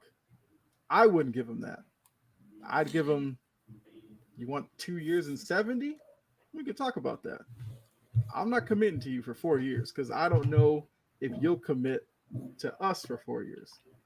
So if you got a new viewer, Ryan, said Kyrie had a better chance of winning in Nets than the Mavs. I do agree with that, Ryan. Now, as I can't really speak on the Mavs because we haven't really seen it. I know they play after your team's game actually. Um, Oh yeah, we played Philly tonight. Yeah. but yeah, Ryan, thanks for watching the show, man. Subscribe to the channel, brother. If you haven't. But I agree with you. Like I said earlier, I don't know if you tuned in earlier in the show. But I said Kyrie, when they had Durant and Harden, that was their I mean, barring health, um what is this? Okay, this thing popped up. Oh. Sorry, man. I had this whole thing like my email thing popped up. The thing it messed up my whole thing. But can you still hear me? Yeah. Yeah, I was saying that like Ryan, like I agree with you with Harden, KD, and Kyrie. I mean that was the best year that they could have won it. But health, I know KD was coming back from Achilles. Kyrie was with the COVID, and Harden he was dealing with like groin and hamstring injuries too. So they couldn't really stay healthy. I'm not. And out of those three, Kyrie was still the biggest wild card out of the three. I don't know if this is Jermaine or some random chat. Let me see. The Bible says something. That might be a random one. The Bible says the love. Because I pulled up the video and that comment's not even in the chat because I guess it might have blocked because of the user. I don't know. I don't know how to monitor like chats, but I don't know. No, like I said, it's doing it because on the Facebook stream, that chat's not in there because I think the mod blocker that's in Melon blocked it. Oh, okay. Yeah. Yeah, Ryan, but like, yeah, I agree on that. Was like their, I mean, so Ryan, if you're still watching this, man,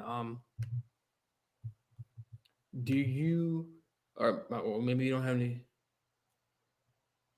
Is this another recording or something? No, Because it says 150 a minute 58. What's going on here?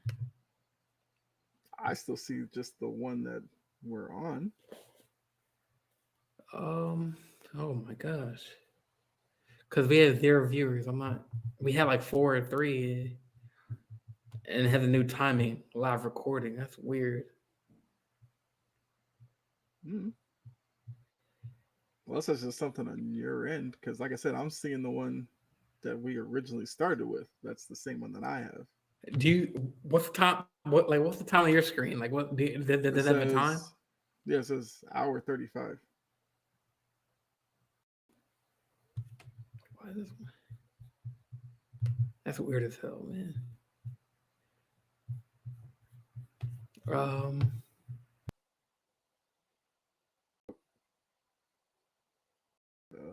All right, so I guess.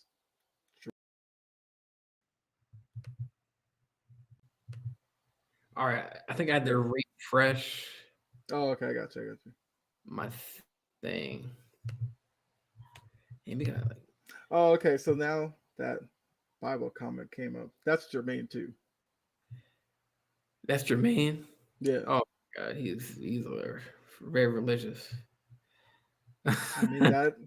Hey, Jermaine, that is what they say. It is. It is. Yeah. But But Ryan, if you're still in here, man, I'm sorry. The whole stream kind of messed up. I had to refresh. So with your comment about if you're still in the stream, if you're still viewing it, like I said, like and subscribe to the channel. Um, thank you for coming into the chat. But do you think that Kyrie can't win it with win the ship with Luca? Because like you said that his better chance was winning with Brooklyn. So maybe you don't see Kyrie winning it with Matt in the with Luca in the Mavs. So Ryan is still in here, I, man. I mean to go with Ryan's point. If you look at Dallas, so you're looking at a team that's gonna lean on Luca, Kyrie, Christian Wood. Bullock now becomes more important. Like Bullock has to be a legitimate knockdown 3-point shooter. There were a lot of nights where Bullock was off, even though he'd get wide open threes. You can't have that now because you don't have Dinwiddie's production and you don't have Finney Smith's production. So Right. awesome. Yeah, Jermaine said Kyrie shouldn't have left the Nets. I mean, I don't even know if he left the Nets. I think the Nets ghosted him. It was like, we're done. I'm Wait, do you have the stream pulled up? Because I'm like hearing double audio. Yeah, I was trying to see where Oh, Ryan okay, went gotcha. on their YouTube stream. That's why I was trying to like. Oh, because it had me confused real quick. But Oh yeah, yeah. I Kyrie mean, should have left it. I kind of think this is kind of gonna follow Kyrie the rest of his career because we just never know where he'll be happy. Because I know a lot of Laker fans wanted Kyrie in LA, which if he ran from LeBron before, is he eager to go back to him now? I don't know. That's a legit question. And the same questions you have about Luca being ball dominant with him, LeBron's ball dominant. So you'd run into the same issues, which is the same issues you had with Westbrook. Now Westbrook's a different player than Kyrie, of course, but I don't know because one, we don't even know what Kyrie's looking for in teams anymore. It almost seems like they have to be stacked, playing well, no injury issues. Where's he finding that? Maybe he'd be happy Milwaukee. I don't know. Would he want to live in Milwaukee? Probably not. Golden State. He'd probably have a lot of fun in Golden State. Maybe. I don't know. Or would he get jealous of Steph Curry? Like, who knows with Kyrie? We don't know.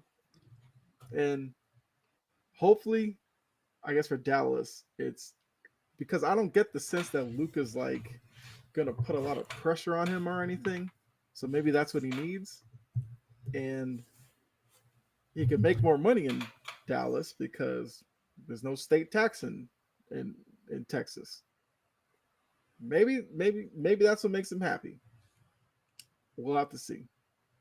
I mean, Mark Cuban's an owner. Maybe he gets Mark Cuban's vibe and that's where he wants to stay. But for a guy with so much talent, it's just way too much drama that's been following him. And if you have him tell the story, it's always somebody else's problem other than his, which I think is part of the problem as well. But because I've been wondering the past few days since he got traded, like when Kyrie's career is over, how's he going to be remembered? I mean, I guess the easiest way to answer that is, I mean, with Russ. I mean, even though he plays a different style of Kyrie, he's I won't say he had a decline with his career, but when Russell hangs it up, we can say that Russell, as a triple double with the Thunder, beat Oscar Robertson's record. But yeah, with Kyrie, I don't know. I don't think he has broken any records as far as like NBA accolades.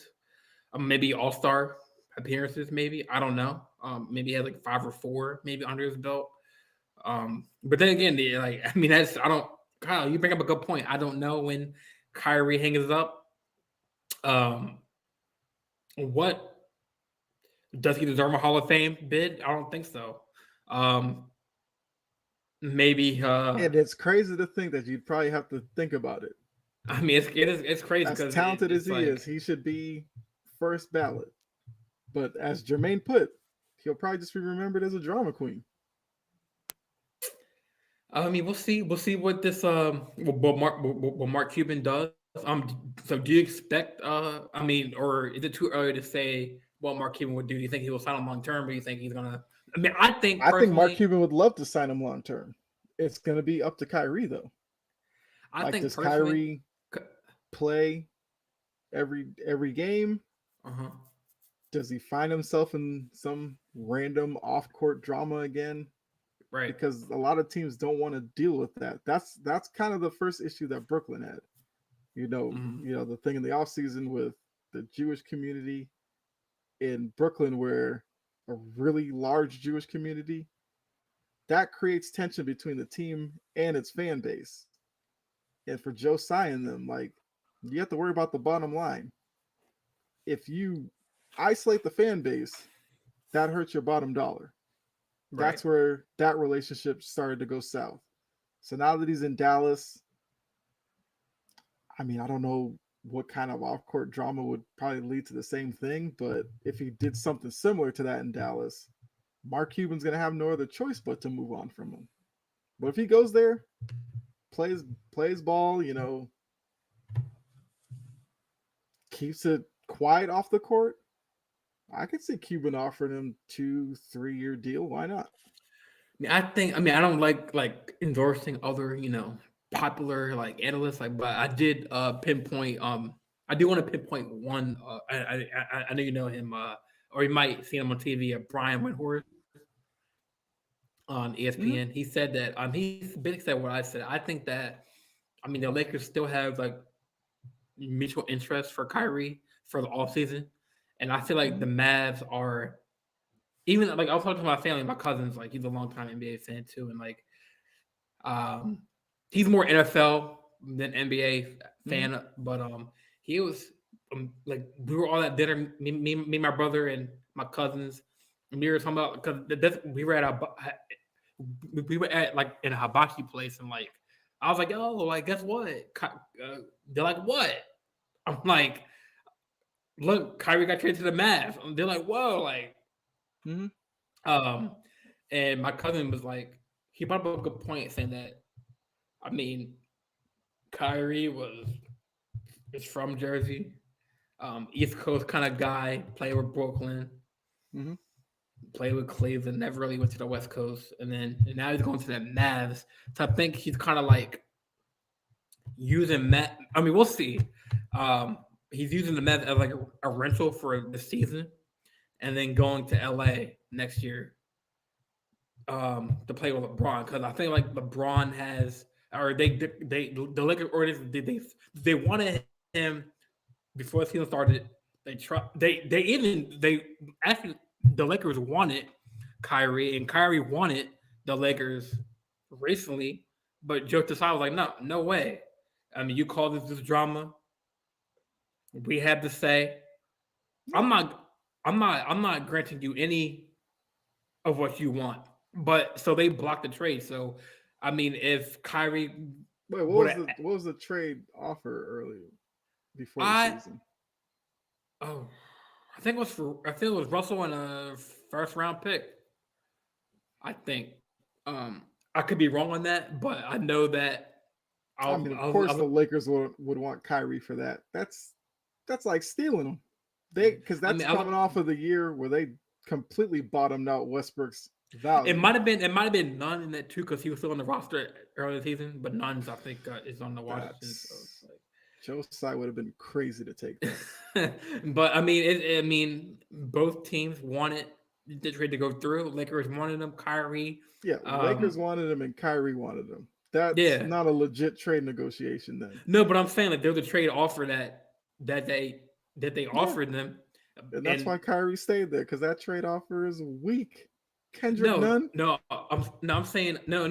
I'm not saying that. I'm saying this recent one, not the one in the middle of the season. I mean, Nunn's on the Oh, the Wizards one. now. Okay, the one before he went to the Nets. I got you. I got you.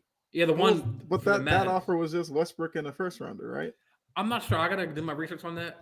Because after the Mavs trade, then I saw this one about. Well, no, I think because I think Brooklyn countered and they wanted like Westbrook, they wanted Reeves, they wanted um maybe like Troy Brown Jr. and the pick. And I don't know if maybe the Lakers pushed back on that. Yeah. So I mean, I think that I mean, we'll see. I mean, how far they make it in the playoffs with this duo. I don't think they'll Mm-hmm. make it that far because they still need the interior. Big. They only well they have uh they got Christian Woods when he gets back. They got Max Powell, Kluber, Powell. I don't even. But come on, I can put Powell against like a Jokic or an Embiid. I mean, you he's a don't good care about center. Embiid until the finals. Oh no, I'm just saying it's But just I'm saying like who's the Western big man that you really worry about?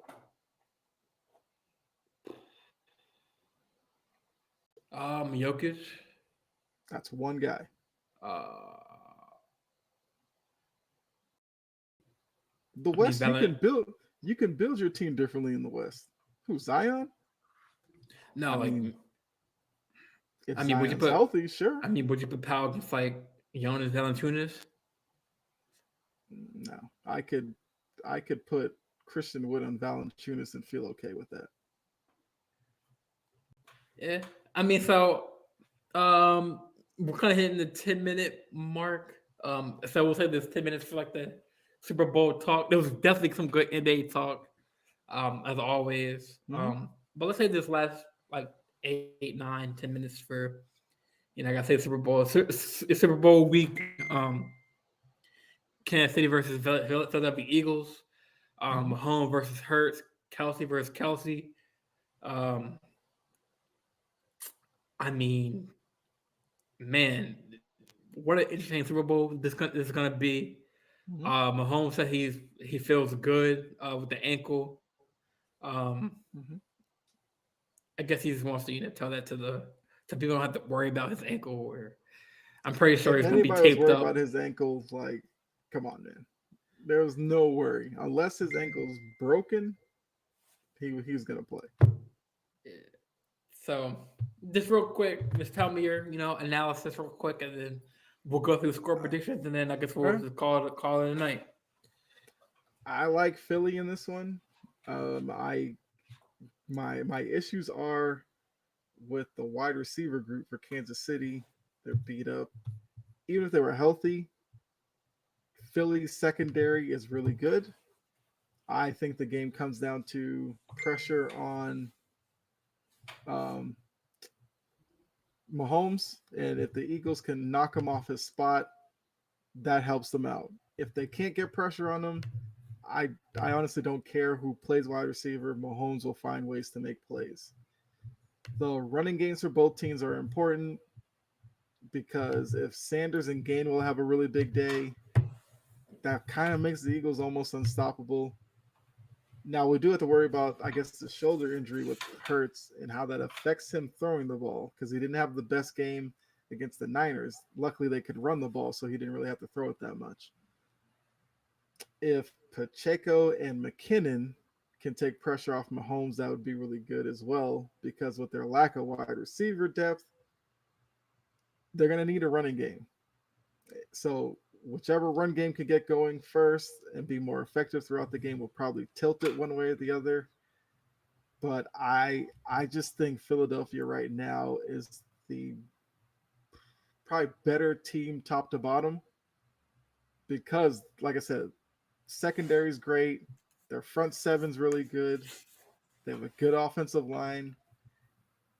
Two good running backs, AJ Brown, Devontae Smith, good wide receivers. They have Goddard, who is a tight end that probably a lot of people may not know a lot about. But if you were to think about it, you could look at Goddard as a Mark Andrews type, whereas Kelsey and Kittle are kind of similar. Goddard is more of your Mark Andrews over the middle, reliable target type of guy. Um, I mean, Kansas City's best bet would be, I guess, Kelsey going off like a 15 catch type of game, 2-3 touchdowns. If you're telling me you're getting that from Kelsey, then I think Kansas City probably wins this one. But I'm going with the Eagles to win it because I just think they're a better team right now. But I'm not thinking like a blowout or anything like that. So guess what? Guess what, Kyle? But I saw some pop up from Brett saying breaking news, and I was just about to hit it. Don't hit it. I'm gonna tell you live on the show. And you'll hear your live reaction. Breaking news: Russ traded to the Jazz. Lakers get D'Angelo Russell from Bulls and deal that sends Russell Westbrook to Utah. So it's no longer a 3-team deal. It's just the two of them. That's what I saw on his post. That's interesting. So I guess what Minnesota backed out. I didn't. Let me confirm this because I'm gonna go on my ESPN net real quick.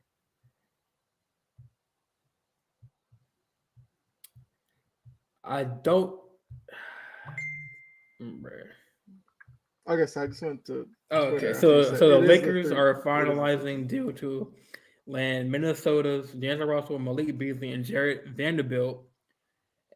Oh wow! And trade including Mike Conley and picks to the Timberwolves and Russell Westbrook and a lightly projected 2027 LA first round pick to the Jazz.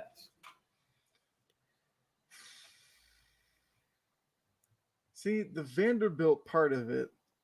So Vanderbilt, he wasn't even part of the package. It was Malik, and that's what the holdout was. They are reworking it, so Vanderbilt got added. So where's he going, to the Lakers or to the Jazz? As I'm reading it, he's going to LA. But now that kind of makes the Hachimura move kind of pointless because I feel like Vanderbilt and Hachimura are kind of the same player. Wow.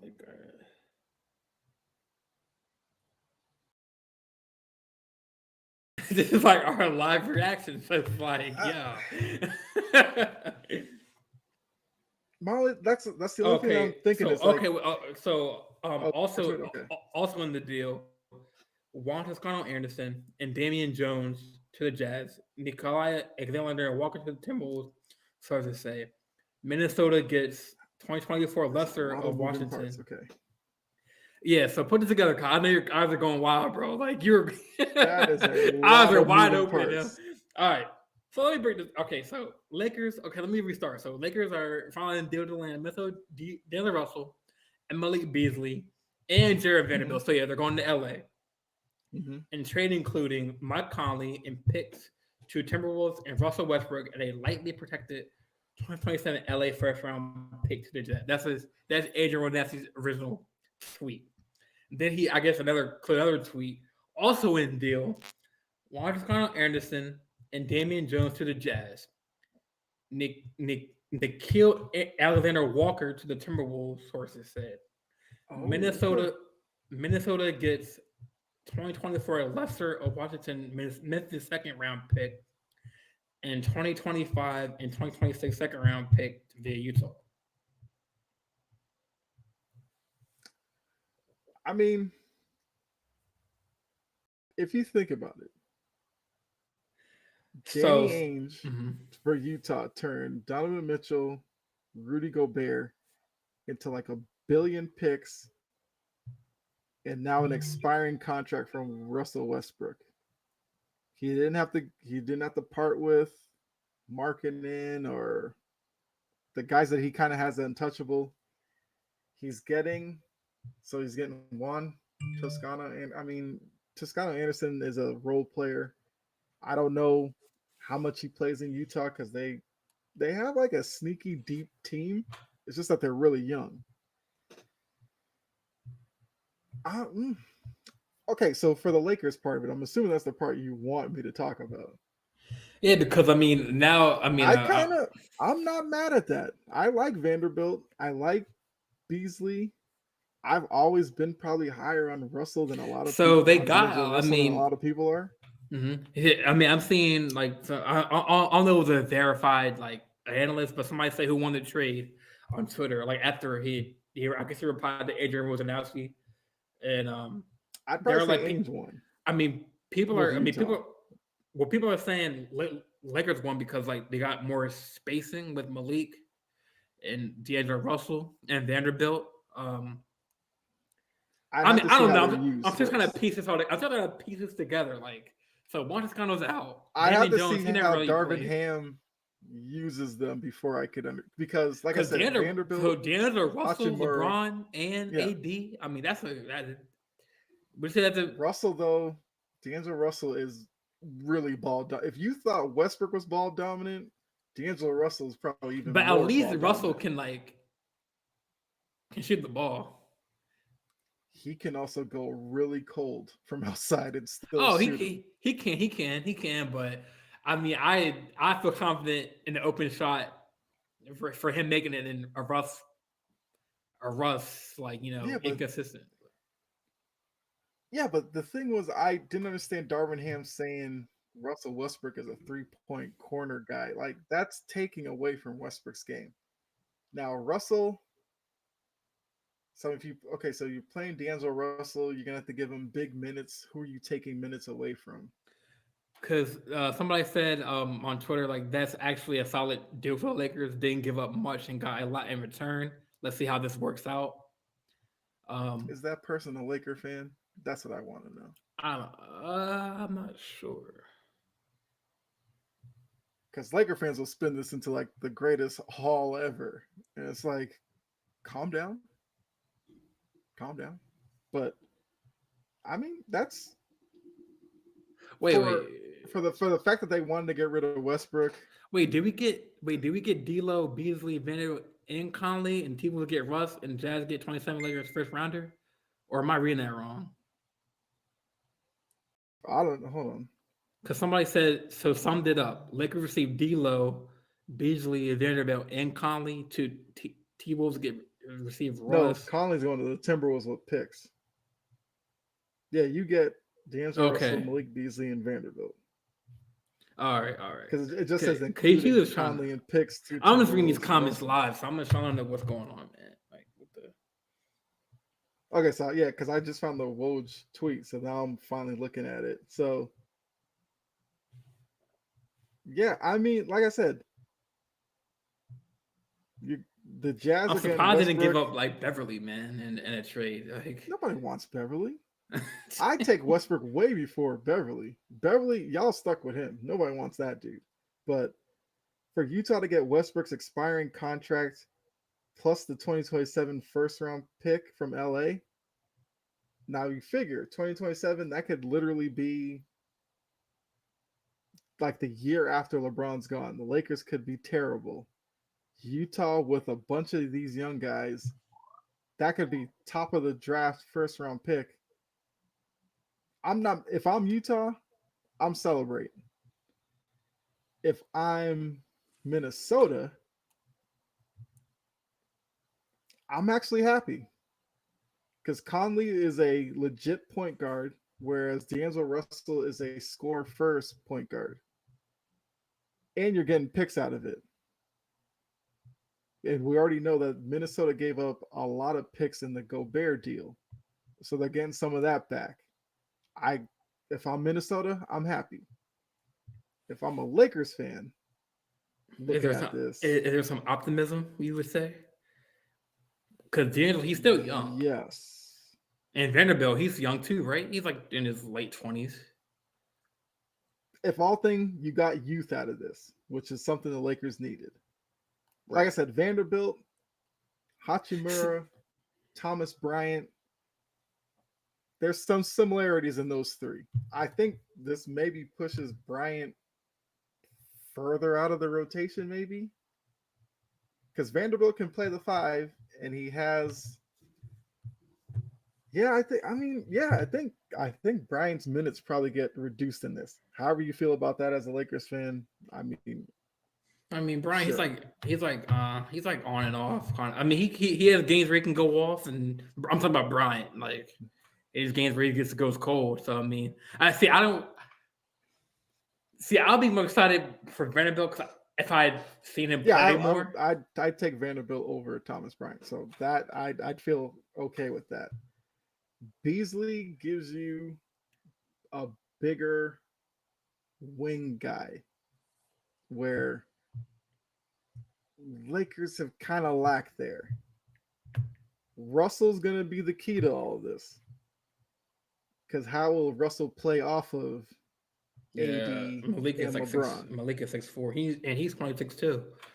Malik's 26 and Russell's 26. And then what's Vanderbilt's first name? Jared. I think Jared Vanderbilt's like 6'8", 6'7", 6'8", I think. And he's probably like 20. He's 23. Okay, I was about to say 24. So yeah, 23. He's 6'8". Yeah, that's a good pickup. That's what I said. He and Hachimura are similar, but yeah, I mean, I never would have thought Russell would have came back to the Lakers. I never would have thought obviously I don't think they kind of like had any issues or any problems. Maybe Lakers just wanted to move on and had that Lonzo experiment. But I never would have thought that Russell would have came back to the Lakers, and now I'm kind of excited. Well, I mean, he did it through trade. We don't know if he was a free agent if he would go back to LA. It's a little different. Yeah, and he has an expiring contract, so we'll see. Would he re-sign in LA? Now, can we Now the question would be: can we maybe sign Russell? We'll see. First, see how he does. Mm-hmm. Let Durham fix the lineups and experiment lineups, and then can we kind of build around Russell with the Lakers in the offseason? Kind of I don't know who's going to be available on the market for free agency as far as talent. I think money's still an issue for the Lakers, though. Well, didn't they get their Russell money off the books now? No. That $34 million. Utah's going to get the Westbrook money off the books. That's what. But for us, what does that mean for You're the money? You're taking on Russell, Beasley, and Vanderbilt, depending on what kind of money they have left. You might have to put that in the trade machine to see. Because trade machine will give you the cap number and all. We might have to hold the NFL talk because this is some breaking news, man. I mean, I know. All right, real quick, my prediction for Super Bowl. I'm gonna go. What I say, 30-26 Chiefs. key takeaways. Defense is key on either side. Hmm. Like you said, the wide receiver room is depleted for the Chiefs.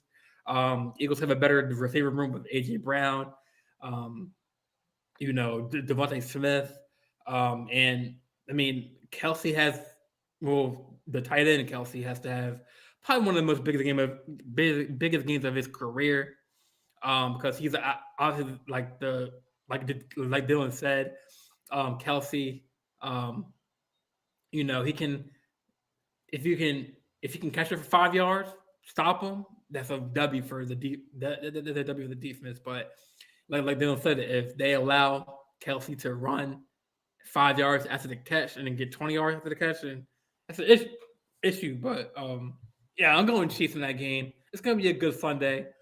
I'm Hmm. going to my boy's house, get some pizza and wings. Gonna have a good time. But I'm sorry, fellas. I'm sorry, viewers. I had to talk about this Laker trade because like you're right. I gotta put this in the trade simulator real quick. I don't know who asked this question, but I don't know. I think it's Yeah, I don't is it know either. Jermaine?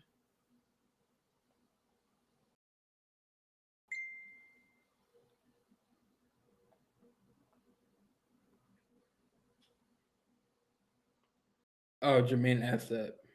Oh, okay. Chiefs Kingdom, yeah, Ty man. All props to you. Good luck, my brother, in the Super Bowl. But let me pull up the share my screen real quick. This is hey Ty.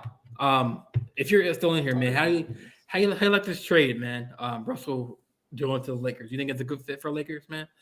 I want your opinion on that. While I pull up the trade assembler real quick. I want to see how Ham uses these guys now.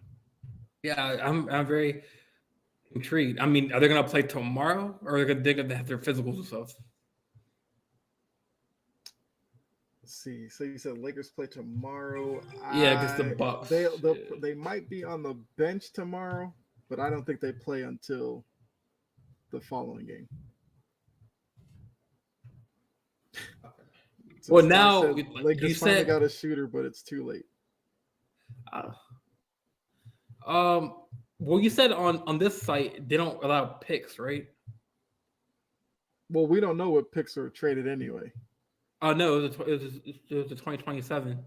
Yeah, but Minnesota got it. Just said picks. We don't know who the picks are coming from or anything like that. Oh, so we can just do the players.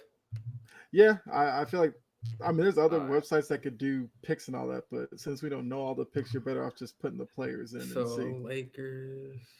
Yeah, let me just share my screen real quick. It's gonna take forever to download this episode. It's kind of 2 hours. Yeah. Oh, Colin, you might need to help me again with the whole MP3, so I can. Forgot Mm-hmm. how to do that after this show. Yep.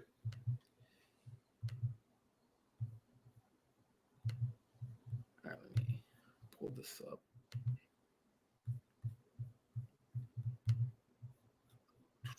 Show on screen. All right, so we got the Lakers, team 2. Was it Minnesota, right? Yep. And Utah. Team Utah. So players. Why? What was it? Russell. So he's going to Utah, right? Yeah. You said Damian Jones and Toscano Anderson. Don't see Dan on here, man. He's right there above Gabriel. I keep on clicking his name. Okay, so I got Juan Toscano. Where's he going? That part He's I going didn't to see. Minnesota. You said that as like included. That part I didn't see yet. But it looks like Ty is kind of along the same lines as me, where he says, seems like a few teams are in on Vanderbilt. I don't know how he fits with Rui on the roster. That's kind of what I said because Vanderbilt and Hachimura are pretty similar. I mean, could you put them out there together in some lineups? Maybe, but Okay, so uh, um, mm, Marcus Connor Anderson, he's going, and Damian Jones to the Jazz. okay. So Marcus Connor Anderson to the Jazz and Damian Jones to the Jazz. Um, So you have D'Angelo Russell from Minnesota going to the Lakers. Russell going to the Lakers, and then Vanderbilt, right? Oh, Malik Beasley. Mm-hmm. Oh, I forgot he's on the Jazz. Okay, I'll get that. Was Vanderbilt, was he on the Yeah, Timberwolves, right? Vanderbilt's no. See, Vanderbilt might have been part of that Gobert trade too, so he might be on. Yeah, Vanderbilt's below Alexander Walker. He's on Utah. Okay. Keep going Oh, down. Vanderbilt Yeah, to the Lakers, and then Malik Beasley is. Any other moves that fall? Conley's going to Oh Minnesota. yeah, Conley's going to Minnesota. Didn't you say something about Alexander Walker? Oh, Nick Kelly, Alexander Walker is going to the Timberwolves. I kind of like. I've always kind of liked Alexander Walker. That's So interesting. Let's see. is that it? Think that's One everybody. no. He did. Adrian Wojnarowski did drop that. The Jazz having assembled a massive package of assets, including 15 unprotected or lightly protected first round picks through 2029, Mm-hmm. and a young core of Laurie Marketing. Whoa. Hold on. Including 15 unprotected or lightly protected first So round I've been picks telling through you, man. 2029, Danny Ainge and a has young core turned of Gobert and Laurie Donovan Mitchell Marketing, into Walker yeah, Kessler, Colin Sexton, and Ochai Achabi, and 60 million plus. So yeah, wait, is Lauren Heasy still on the Jazz? yeah.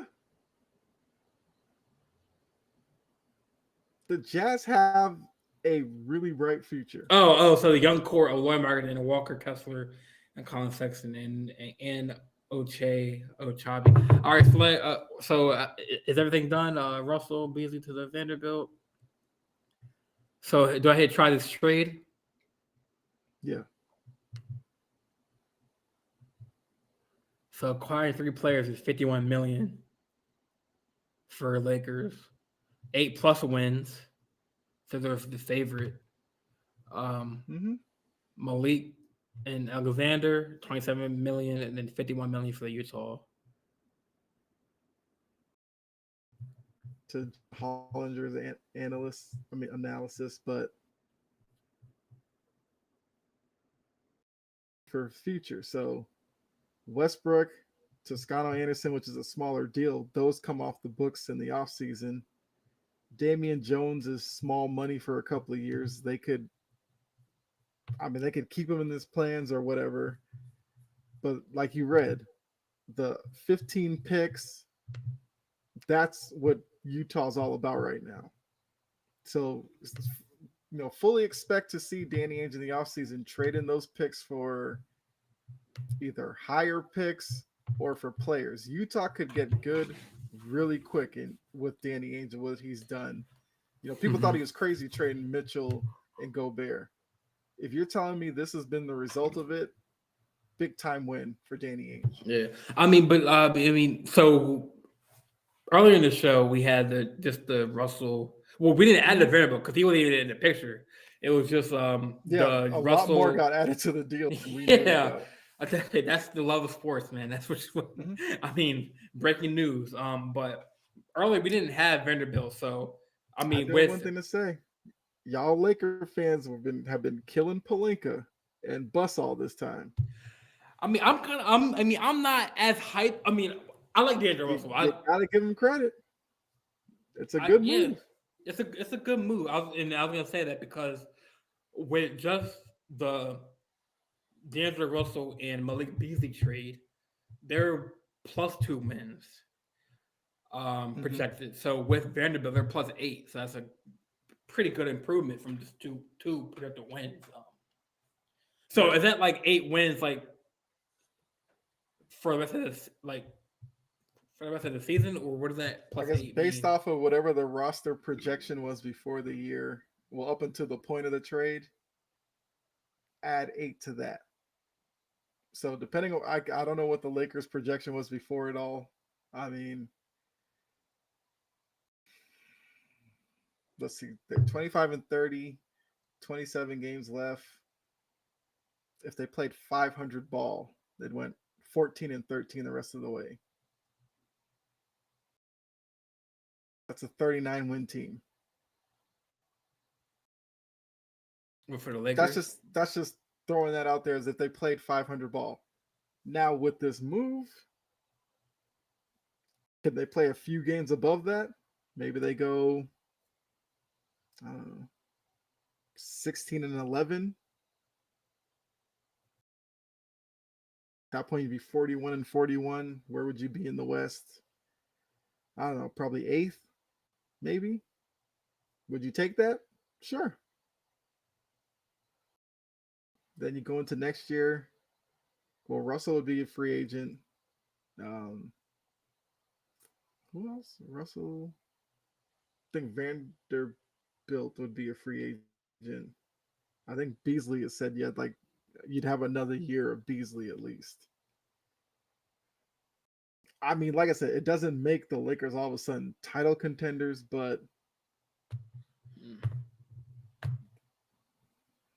they should be at I least think probably top playing team at this point.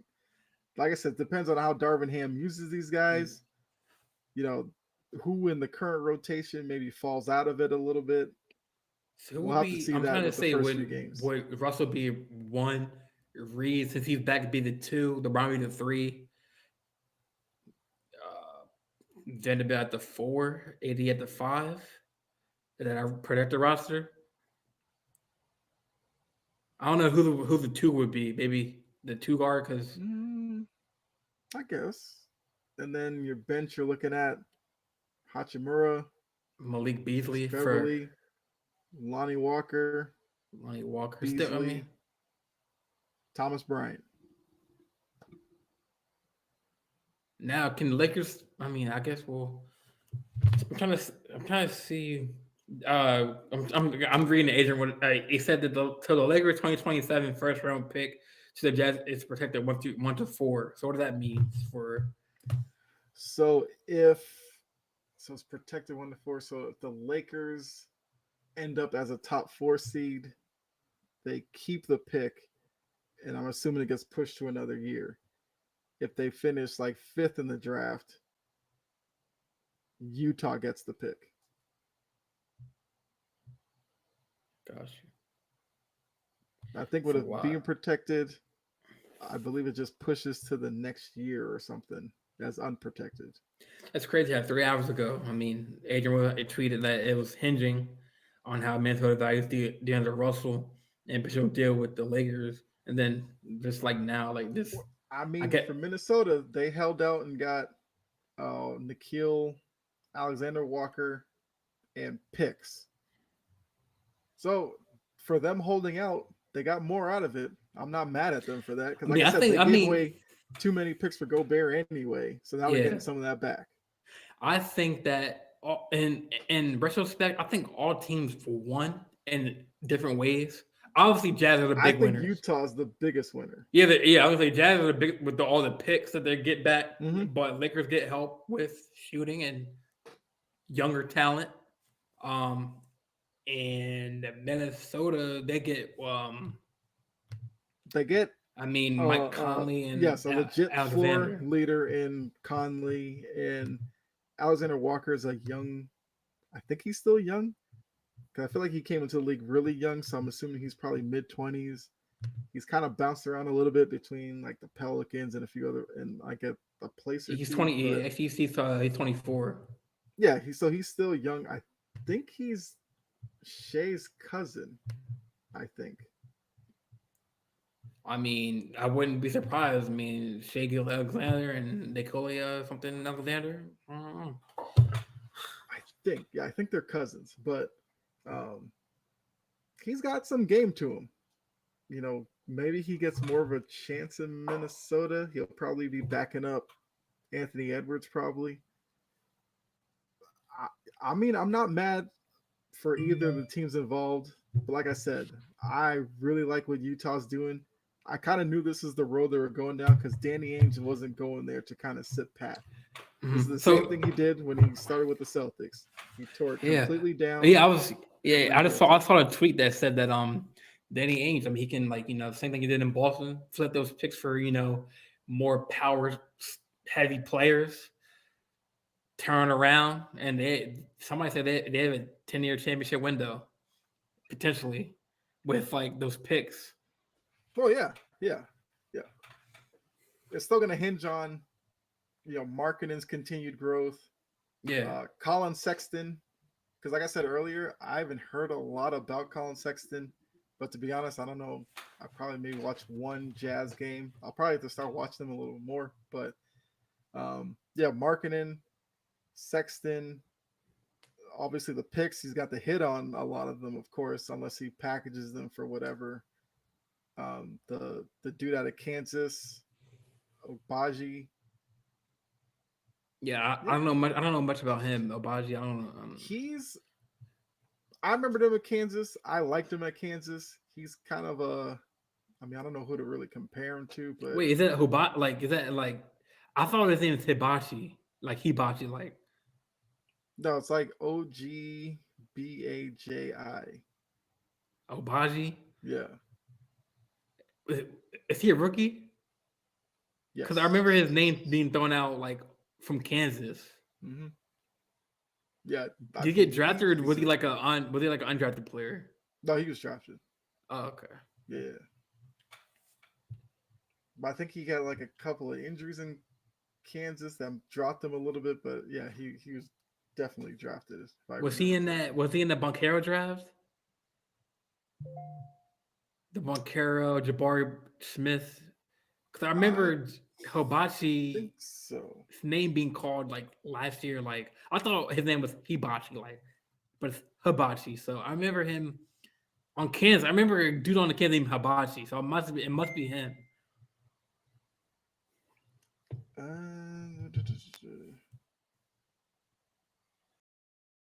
yeah, he's 22, so I'm assuming he's a rookie. He's a rookie. This is his first year. Yeah, I mean he was getting 13 minutes a game. He shoots about 40% from three. You'll take that. I mean, 63% at the free throw line. Definitely got to do better on that. But, you know, he's a shooter. Can never have too many of those. Right. Well, what a way to freaking end the show, man. With a bomb, with a sports bomb. I, Yeah. I I know we're gonna be uh watching these trade details closely after the show. Um, Before we go, I mean, I want to plug the socials. You can follow. Me and Kyle both have TikTok pages. I'm trying to get more on TikTok. Because I mean that basketball bracket thing on my main page, it's already like at. Um, I'm gonna tell you right now. My this is my podcast page. The video I posted during the Lakers game last night. It already has like 1,473 views, Mm-hmm. 353 likes. I mean, so Twitter is a way to. I mean, TikTok is a way to go. I mean, I'm getting followers like crazy, likes like crazy on TikTok. But y'all can follow my TikTok page at the JJL Sports. JJL underscore sports underscore score. I'm sorry. JJL underscore sports underscore talk underscore show for my TikTok page. Follow the Instagram page, JJL underscore sports talk. Um, I mean, I'm on YouTube, uh, Apple Podcasts, Amazon podcast, Spotify. So there's no really excuse not to listen or tune in. Kyle, you want to plug in your TikTok and Instagram and everything, and your Yeah, so for new followers and stuff for new viewers. absolutely. TikTok, Chomping Podcast, kind of like Jordan. I recently started really posting stuff over there. You know, YouTube, Chomping at the Bit. That's YouTube. You can find Facebook page under the same name as well. Um, yeah, I mean Instagram. It's just like Kyle.Edwards. So I'm available everywhere. Just look for it. Yeah, my goal is, I mean, I don't know if for your goal for TikTok or whatever. I'm trying to get to like 1,000 followers so I can go live. That'd be so cool if Yeah. like me, you can go live on TikTok, man. That's how we get more followers, get more Mhm. eyes to the show. Obviously, we can do more we can do like the Twitter Spaces too. Those are pretty cool to do. But my goal, I mean, I think more mainly on my sports TikTok page, I want to get to like I think you need like 1K followers to like get to like be able to have a lot do TikTok live. So that's not Just to let you know, you might want to see what Ian posted in the group chat. Kind of interesting.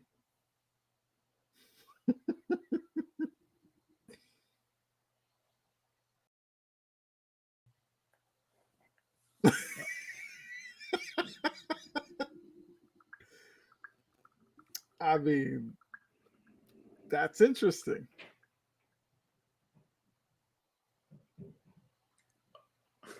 all right. I guess we'll end the show there. I'm Jordan, my boy Kyle Evers, man. We'll be back with another one. Oh man. All right. Well, good night, y'all. All right, guys.